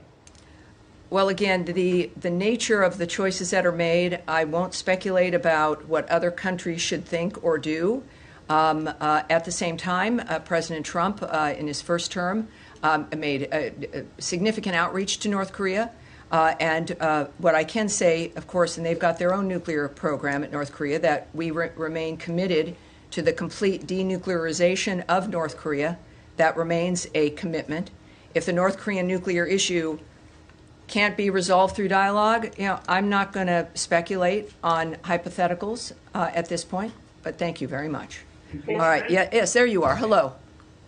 Just on a follow-up on North Korea, has there been significant outreach from the State Department to the North Koreans? I'm not going to speak to any, whether they exist or not, any diplomatic efforts outside. That is a yes. All right. All right. And yes, go ahead. Thank you, Tammy. I just wondered whether you have any further information on reports of a drone attack that happened to multiple Iraqi military sites early this morning, local time, Tuesday, whether you know at all whether Iran was behind those drone attacks. Okay, let me tell you what North Korea has been learning over the last 2 weeks. North Korea says, all right, the Americans have bunker buster bombs that can go down this deep, 60 meters. They can drop 2 of them. They can go down 90 or 100 meters. All right. We need to make bunker bases that are 200 meters. All right, listen, we need bunker bases that are 300 meters deep so that they can't bunker bust us. That is what they have realized. From a particular They're site. digging deeper now. Well, then can you tell us, based on what you do know, I mean, how many years? I can talk about the English royal family. I love them. Yes, How many years would this have knocked back the nuclear program? And could that have been avoided if the U.S. had remained in the JCPOA? When it comes to what's happened with Iran, we can look back several decades about the nature of the choices that certain administrations made that helped facilitate the nature of the building of that program. Donald Trump inherited a world, he'd left a world that was at peace, and he inherited one that was tipping over. And so his commitment, and what we look at here right now, is recognizing the status of things and what needs to be done to fix them. And that's what we're focused on. All right. And Matt Lee, I have a feeling you might have a question. I vaguely remember. I did, but now it turns out that you have a different one. I answered, so I do have a different one. Okay, good. But all I was trying to find out was whether you didn't mention that this Mr. Habibi was an American, which it turns out that he is. But has he been wrongfully determined to be wrongfully detained? We have determined that he has been disappeared, and that he has not been heard from, and that is why there's the rewards for justice. Is that he was taken. And he has not been heard from since. Okay. And we are hoping that this appeal may bring forward with up to $5 million. It makes a difference in everyone's lives. Sure it does. That we might get some information about him. Okay. Then just the other thing was you had been asked earlier and yesterday, I think, about this money that is apparently going to go to fund the Gaza Humanitarian Foundation. Have you been able to uncover? All right. Nobody cares about that. Folks, President Trump has just arrived at the Royal Palace in The Hague, Netherlands, ahead of the NATO summit. The man has arrived. He had a long flight across the Atlantic, and he is now in the Netherlands. There he is. How do you feel about the royal treatment you received, President? So there is a NATO summit meeting soon to take place. Yeah, okay. So anyway, there is a NATO summit meeting soon to take place in the Netherlands here. It is expected that President Trump is showing up to this meeting in order to absolutely grill them, to blast the Europeans, saying, hey, listen, you are not contributing enough money to NATO defense. You are totally not doing enough here. So I would expect in the next couple hours, maybe next couple days, we have some hilarious clips of President Trump blasting the Europeans. That is what I am expecting right now, in fact. Now, speaking of President Trump blasting people, President Trump has been doing a lot of blasting lately. This is what he posted earlier this morning on Truth Social. He said, and I quote, "Stupid AOC, Alexandria Ocasio-Cortez, one of the dumbest people in Congress, is now calling for my impeachment, despite the fact that the crooked and corrupt Democrats have already done that twice before. The reason for her rantings is all of the victories that the USA has done under the Trump administration. The Democrats aren't used to winning, and she can't stand the concept of our country being successful again. When we examine her test scores, we will find out that she is not qualified for office, but nevertheless far more qualified than Crockett, who is seriously low IQ individual, or Ilhan Omar, who does nothing but complain about our country, yet the failed country that she comes from doesn't even have a government at all, is drenched in crime and poverty, and is rated one of the worst in the world. If it's even rated at all, that is. I love President Trump. I love Trump. Man, I love Trump. How dare the how dare the mouse? Is he calling AOC a mouse? What does that mean? How dare the mouse tells us how to run the United States of America. We are just now coming back from the radical left experiment with Sleepy Joe, Kamala, and the auto pen in charge of the country. What a disaster it was. AOC should be forced to take the cognitive test that I completed at Walter Reed Medical Center as part of my physical. As the doctor in charge said, President Trump aced it, meaning I got every answer right. Instead of her constant complaining, Alexandria should go back home to Queens, where I was also brought up, and straighten out her filthy, disgusting, crime-ridden streets in the district she represents and which she never even goes to anymore. She better start worrying about her own primary because before she thinks about beating our great Palestinian senator, crying Chuck Schumer, whose career is definitely on very thin ice. He just called Chuck Schumer a Palestinian. That is hilarious. He just called Chuck Schumer a Palestinian. That is so funny. Our great Palestinian senator, Chuck Schumer, whose career is on thin ice. She and her Democrat friends have just hit the lowest poll numbers in congressional history. So go ahead and try impeaching me again. Make my day. I love President. How can you not love President Trump? He's awesome. President Trump is awesome. This is what I voted for. Of course, everybody on the left right now, they see this, they say, oh my God, he's so unprofessional. Ew. How can you vote for someone like this? And I'm like, this is exactly what I voted for. This is exactly what I voted for. Yes. This is it. This is what it's all about. Okay, folks, there were some other breaking news tidbits that I wanted to share with you real quick. Give me a moment here. Just moments ago, this is Israel Katz, who is, I forget his official title. He is the Minister of Defense, Israeli Minister of Defense. He said just a couple minutes ago, he said, I spoke moments ago with U.S. Secretary of Defense Pete Hegseth. I thanked him for President Trump's bold decision to act with Israel against the Iranian nuclear threat. The secretary praised Israel and the IDF for the historic achievements made. I emphasize that Israel will respect the ceasefire as long as the other side does. We agreed to deepen the close U.S.-Israel security cooperation.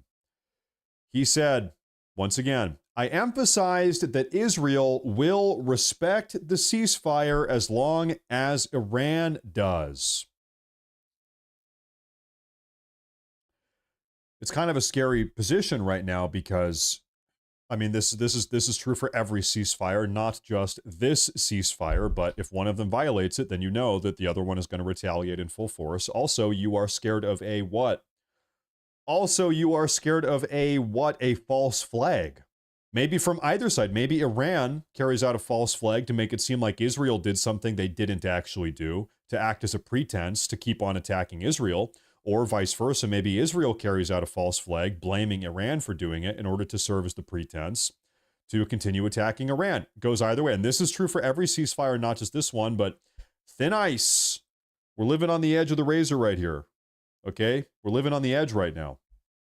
All we can do is hope that things remain de-escalated. False flag season? I sure hope not.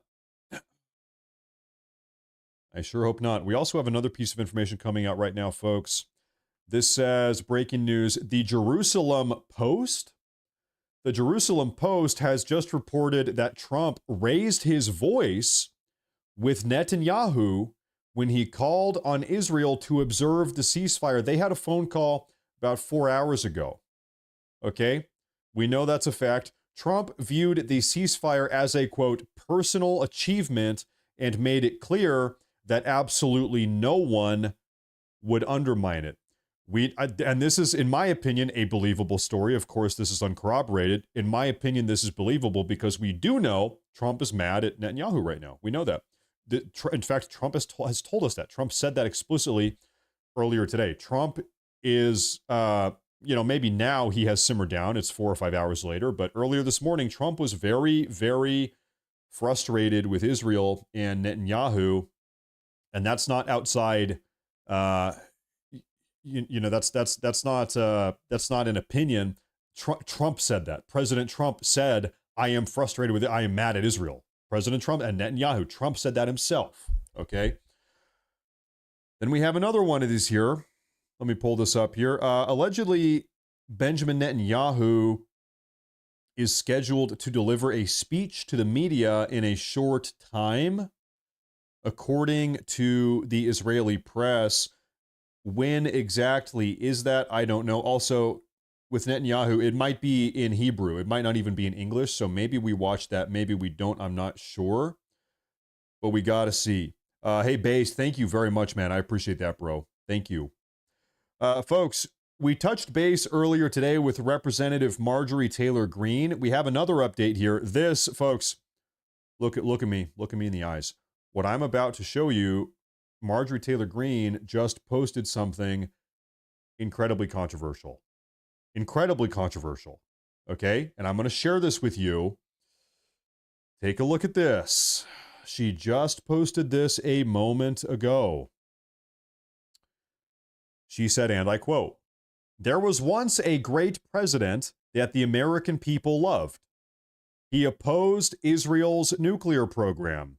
And then he was assassinated. I am for peace. I oppose war, including wars Israel wages." So, what is the implication here? Let's unpackage. What did Marjorie Taylor Greene just post on Twitter? She's a sitting Republican House representative. She is implying that John F. Kennedy, our president, was assassinated because he opposed Israel's nuclear program. That is what she's saying. She's saying, why did President Kennedy get assassinated?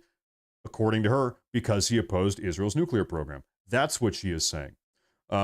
Now, that's what she is saying. Now, let me take a look at these super chats. Ronan, thank you very much. Trump's F-word crash out was amazing. That's what I voted for. The only trans I agree with is transparency. Good one. Hey, I haven't heard that one before. Thank you very much. I appreciate that. I appreciate that a lot. Thank you. This is a good reminder. There's a super chat here from Joe Stew. What does he say? He says, hit the like and the subscribe. Good reminder. Folks, if you are new here today, please do me a favor. If you're enjoying the live broadcast, the breaking news update coverage here, do me a favor and make sure to like and subscribe to the channel. It really, really does genuinely, sincerely help a lot. It's this whole YouTube algorithm thing. The more people that like and subscribe, it helps a ton. So thank you very much, everybody that has done that so far. Thank you very much. This is Marjorie Taylor Greene. Okay, she's a controversial character, no doubt about that, 100%. Okay, now some other things I wanted to show you here, ladies and gentlemen. This is Jack Posobiec talking about President Trump's navigation of this recent debacle in the Middle East. Take a look at this.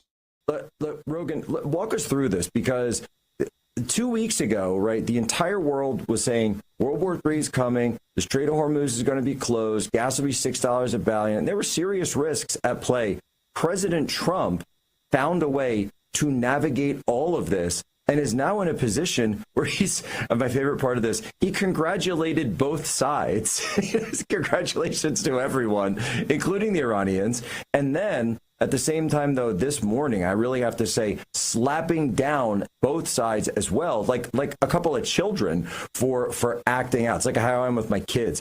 Walk us through how President Trump was able to pull this off and how these neocon warmongers are just frothing because they didn't get their war.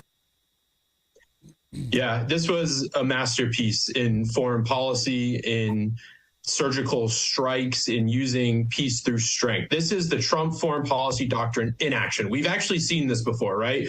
Congressman Matt Gaetz called this Soleimani 2.0.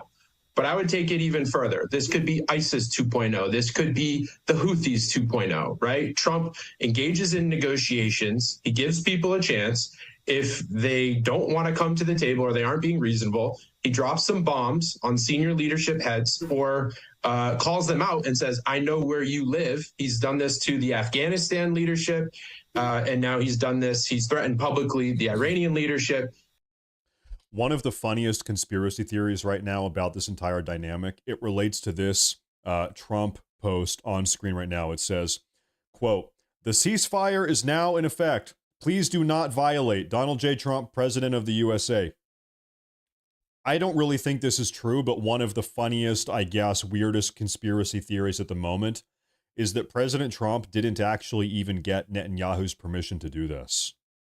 Is that possible? Imagine a scenario where President Trump gets Iran. He works out a deal with Iran to de-escalate. So he's got Iran on board. And then he just tells Israel, hey, listen, Israel, guess what? Ceasefire is starting right now.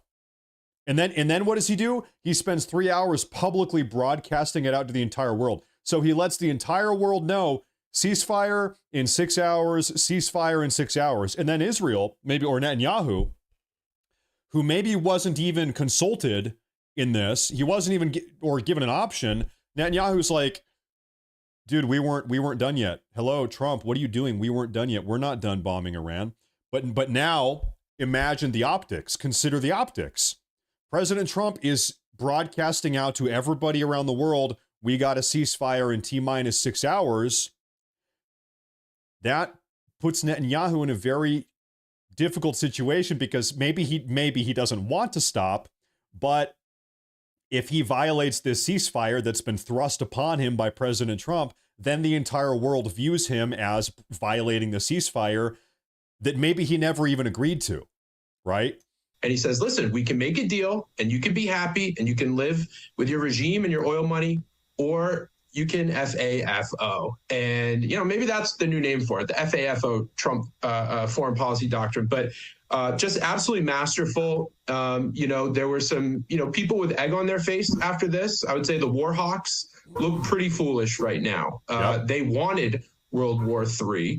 I would say the panicans look a little less foolish for not necessarily knowing how Trump does this stuff. He's the same guy we've known for the last 5 years. And the ostriches, the pure isolationists, they look a little silly too, because you can't just hide from the biggest state sponsor of terror and hope they just suddenly turn. You know who looks the best in this situation right now? Things could change, but you know who looks the best? They call them plan trusters. Trust the plan. One of the jokes is, hey, trust the plan. Just trust President Trump. And so you know who looks the best right now? People that sat by and trusted the plan. They say, listen, I trust my president. This is why we voted for him. I trust the plan. And he's going to get us through this. Right now, it does seem as if the plan trusters have been vindicated. It seems as if the plan trusters have come out on top here. However, to be very fair, I would not say that this entire situation is over, okay? Like we've been talking about all day, it is entirely possible that any single minute now, there is a violation of the ceasefire, the bombing continues. I don't know. However, even if bombing does continue, even if somebody does violate the ceasefire, I think it's fair to say President Trump has done every single thing he can do to de-escalate this. President Trump has done his due diligence. Nobody can accuse President Trump of not giving his all to get this situation under wraps. I think it's fair to say that regardless of what happens in the future, okay? President Trump has done his job. Are nice. The people that look the best out of this are obviously President Trump, his administration, our U.S. military. God bless them. They did a great job. And the people that were pretty calm and rational about this, you know, you can call them Trump loyalists. You can call them people that have just seen this show before. And we knew kind of what the outcome was going to be. Kim Jong-un, right, with North Korea, we knew what it was. A lot of mean tweets, some threats, maybe some airstrikes, and then a really good peace deal. And then in pure Trump fashion, he congratulates both sides and hopes they make a lot of money. There you have it. I see a comment in the chat. It says, Matt has no remorse voting for the new Hitler. Listen, dude, whatever your name is, the person that said that in the live chat here, I don't know if you know this. It is 2025, not 2016. Maybe in 2016, you could try to call Republicans or Trump supporters, he's a Hitler, you're a Nazi. If you're supporting Trump, you're a Nazi, you're a Hitler. Listen, dude, here's the crazy thing is like doing that didn't even work 10 years ago because we elected him. So this whole strategy of calling everybody you disagree with a Nazi, it didn't work 10 years ago. We voted for him. We put him in the White House. It sure as hell doesn't work now. What are you doing? You got to come up with a new strategy because very obviously it doesn't work. You can't just call people Nazis and Hitler and whatever. It doesn't work. Nobody buys your bullshit, dude. They didn't buy it 10 years ago and nobody buys it today. It doesn't work. You got to come up with a new plan. You got to come up with a new game plan, dude. It's not working. It's a losing battle. Now, ladies and gentlemen, President Trump is in Europe right now. I want to talk about what we can expect from this European meeting. Can I zoom in a little bit here? Perfect. Trump has just arrived at the NATO summit in Europe. It's scheduled to take place, I believe, in the next couple hours or maybe later tonight or tomorrow. It is right now about 8 p.m. in the EU, maybe 9 Central. He's in Netherlands. So in Netherlands, it's 9 p.m. now. Probably this stuff is happening tomorrow.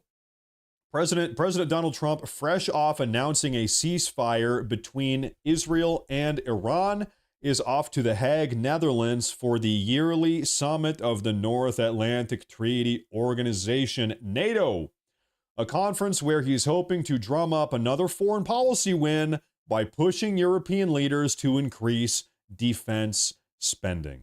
This has been one of President Trump's big talking points for a very long time is, listen, Europe, you are not contributing your fair share. Europe, we have been, here in America, we have been subsidizing your defense, your entire defense budget for decades now. Folks, listen, keep this in mind. The reason why Europe gets to have all of these nice things, they've got social health care, they've got all this new infrastructure, everybody, listen, all this free stuff that they always talk about in Europe, you know the reason why they can afford that? It's because they don't have a defense budget. Why don't they have to have a defense budget? Why don't Europeans have to care about their national defense?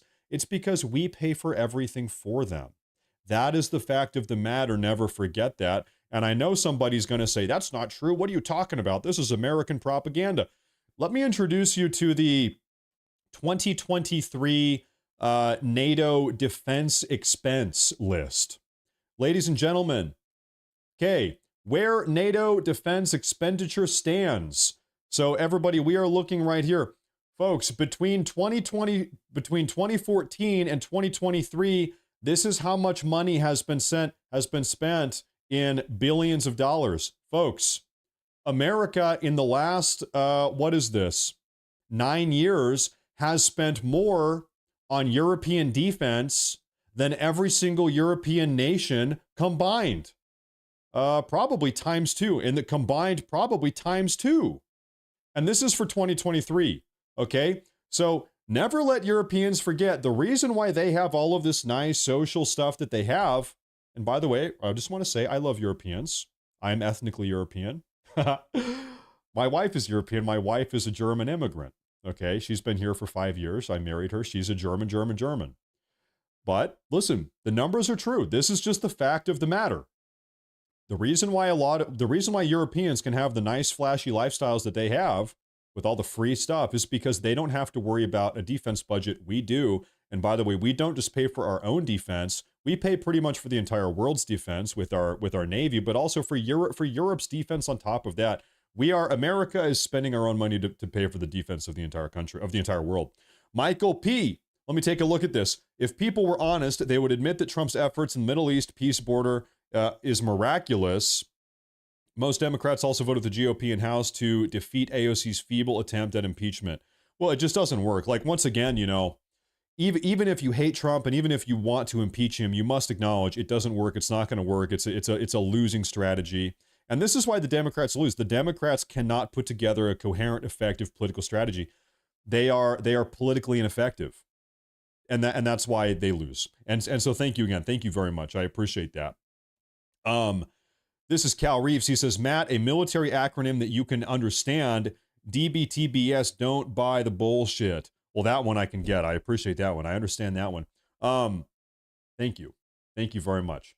Now, there's another little note here I want to make with these NATO defense expenditures. Listen, over here in America, we are being told by NATO, by all of the European leaders, we are being told that if we don't stop Russia in Ukraine right now, if we don't stop them now, we need to keep on giving Ukraine tens and hundreds of billions of dollars in military equipment, because if we don't stop Russia, Russia is hell-bent on conquering not just Europe, but the entire world. If we don't stop Putin in Ukraine right now, he's going to conquer all of Ukraine.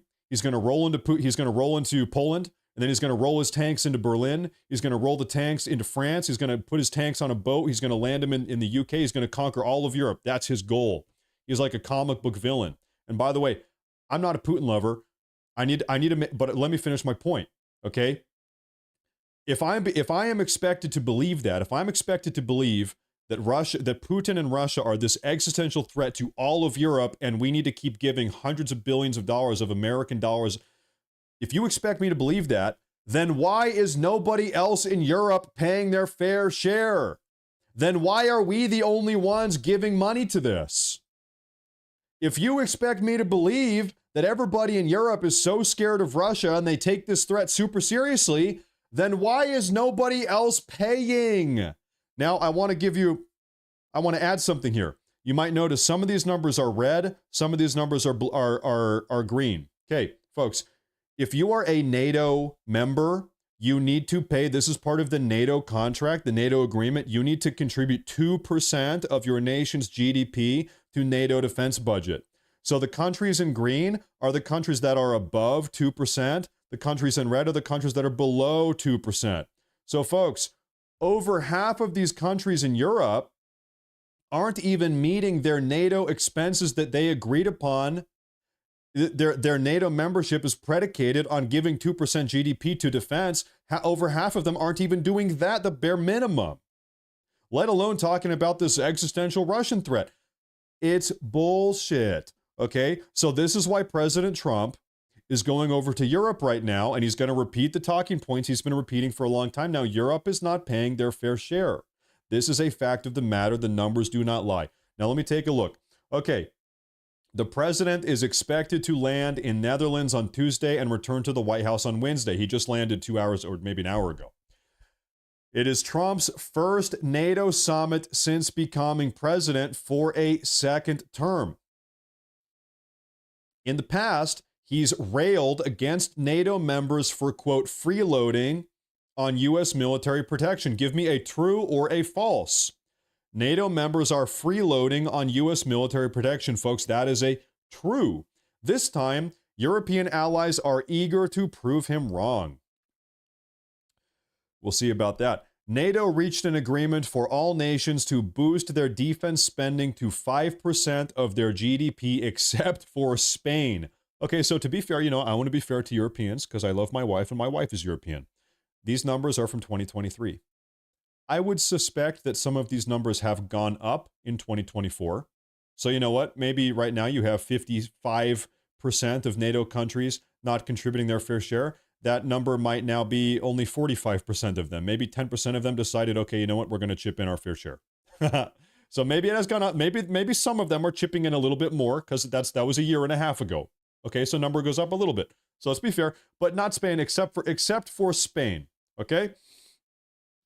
Trump initially made the demand, which is expected to be finalized at the summit. He said, "This summit is really about NATO's credibility, and we are urging all of our allies to step up to the plate and pay their fair share for transatlantic security." It wasn't Trump. This was the U.S. NATO ambassador Matthew Whitaker that said that. Spain has complicated the consensus when Prime Minister Pedro Sanchez demanded an exemption from the new spending target, which would be a sharp increase from the 2% target Spain has already had trouble meeting. So Spain, they can't even pay their 2%. Now the new agreement is maybe bump it up to 5%, while Spain wants to be exempted. They said, Mr. Sanchez, Amigo Sanchez said, "We fully respect the legitimate desire of other countries to increase their defense investment, but we are not going to do it," said El Presidente Sanchez. Sorry, El Primero Prime Minister. Trump is expected to meet with Rutte and other world leaders to hold a press conference. Ukrainian President Vladimir Zelensky is also expected to attend, continuing his push for Ukraine's admission into the alliance and its collective defensive pact. That's weird because last I checked, Zelensky is not a leader of a NATO country. In fact, this discussion about Ukraine joining NATO probably contributed in large part to the outbreak of the ongoing conflict in Eastern Europe. As you might remember, folks, 2 weeks, was it 2 weeks or 2 days? I think it was 2 something. I want to say 2 weeks before Russia invaded Ukraine. Incidentally, Kamala Harris of the Joe Biden administration, she was vice president, was at a NATO meeting 2 weeks before the invasion, and she was over there. You can find the transcripts. Kamala Harris says, "I think it would be great." She was saying, "I think it would be great for Ukraine to join NATO." She said, I think Ukraine should join NATO. She said, "I can't wait for the day that Ukraine joins NATO." That's our Vice President Kamala Harris 2 weeks before the invasion of Ukraine happens. That's a big problem that she said that, in my opinion. Not excusing any invasions, but I want to understand the entire dynamic. Okay. Trump has said he does not think the U.S. needs to hit the 5% target. "I don't think we should, but I think they should," he told reporters last week. Listen, you know what? Hey, President Trump is absolutely right. Right now, NATO is pushing all of the NATO member countries to bump up their contributions from 2% to 5%. Trump is like, "Listen, we don't need to do 5%. We are already subsidizing." Listen, look at this chart. All of these countries could bump up to 5% of their GDP, and we would still be times 2, all of them. And the reason all of them combined times 2, and the reason why is because our GDP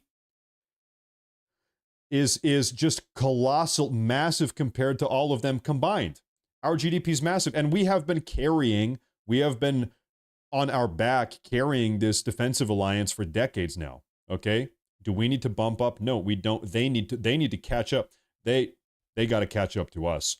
Let me see here. Kevin Grayson, pay your part, or maybe the U.S. will have privateers removing that value and cargo from your shop shipping in North Atlantic. Just a thought. Hey, Kevin, I appreciate that a lot, man. Thank you. Thank you very much. Thank you. This is Jumpin' Jack. He says, "Remember, EU countries, 80% of all energy, gas, and oil from Russia." It's a lot. I'm not sure about 80%, but it is a lot. That is no doubt about that. No doubt about that. Let me continue reading this article here. And thank you, folks, for the super chats. The president's time at the summit will be brief, spending approximately 24 hours on the ground. His meetings will focus on issues of shared concern and reaffirm the United States' strong ties with our allies and partners, according to an administration official. But they come after Trump can boast a ceasefire between Israel and Iran. That's true. Right now we have a ceasefire. It has been fully agreed by and between Israel and Iran that there will be a complete and total ceasefire. This is his post on Truth Social. Now the ceasefire is in effect. Rutt has suggested NATO would stand behind the U.S. after Iran launched a counterstrike on a U.S. airbase in Qatar following American attacks on 3 Iranian nuclear sites. Well, that's a nice gesture. So immediately following that Iranian ballistic missile attack on our Qatar airbase, which ended up doing nothing, Rutt of NATO, he came out and said, listen, hey, USA, if you need our help, NATO's here to back you up. Okay, all right, fair play to them. Okay. Rutt went on to say, my biggest fear would be for Iran to own and be able to use a nuclear weapon. NATO does not want Iran to have a nuclear weapon. He defended the United States strikes on Iran after being asked about parallels between the U.S. and Russia when it invaded Ukraine in 2022. This is a consistent position of NATO. Iran should not have its hands on a nuclear weapon, he said. I would not agree that this is against international law, what the U.S. did. So leader of NATO came out and said U.S. was fine. It was within its bounds to bomb these nuclear facilities. NATO did not condemn us for doing that. Rutt had wanted the summit to be a show of NATO unity to Russian President Vladimir Putin amid the ongoing war in Ukraine. NATO solidarity is what he wants. But conflict between the U.S., Israel, and Iran makes the conference less predictable. So this conference is not happening later today. Right now, like I said, it's already 9:30 p.m. in the Netherlands. Tomorrow, I should be live tomorrow. I will. Here's the problem, folks. My father is in town. He drove 4 hours up to come and visit.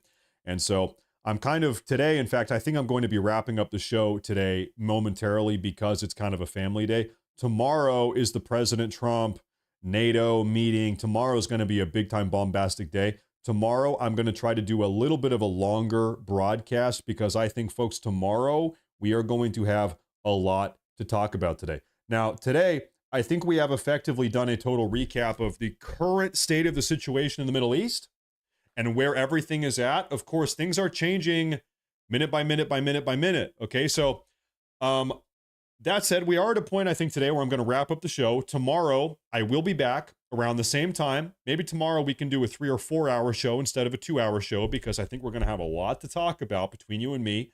So I want to say thank you all very much for tuning in today. Great show. I think this was a very productive, really good recap today. Thank you all very much for tuning in.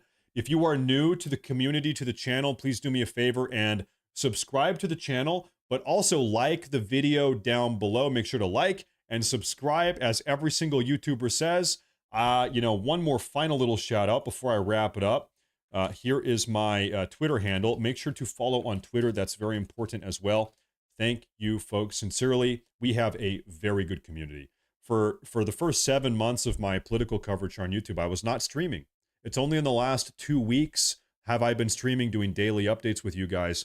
Boy, I am, it's great. I don't know why I waited so long. You guys are great. These shows have been great. They're very productive. We're getting a lot done. I really appreciate all the comments and everybody chiming in. The community is better than ever. So we're going to keep it going. We're not stopping. There's no breaks on the daily news update train here on the Matt Morse TV channel. So thank you all very much. I'll see you folks tomorrow. It's going to be a crazy day. Hope you guys have a great afternoon, a great evening, a great morning. We're doing it again tomorrow. So I'll see you folks then. Thank you very much.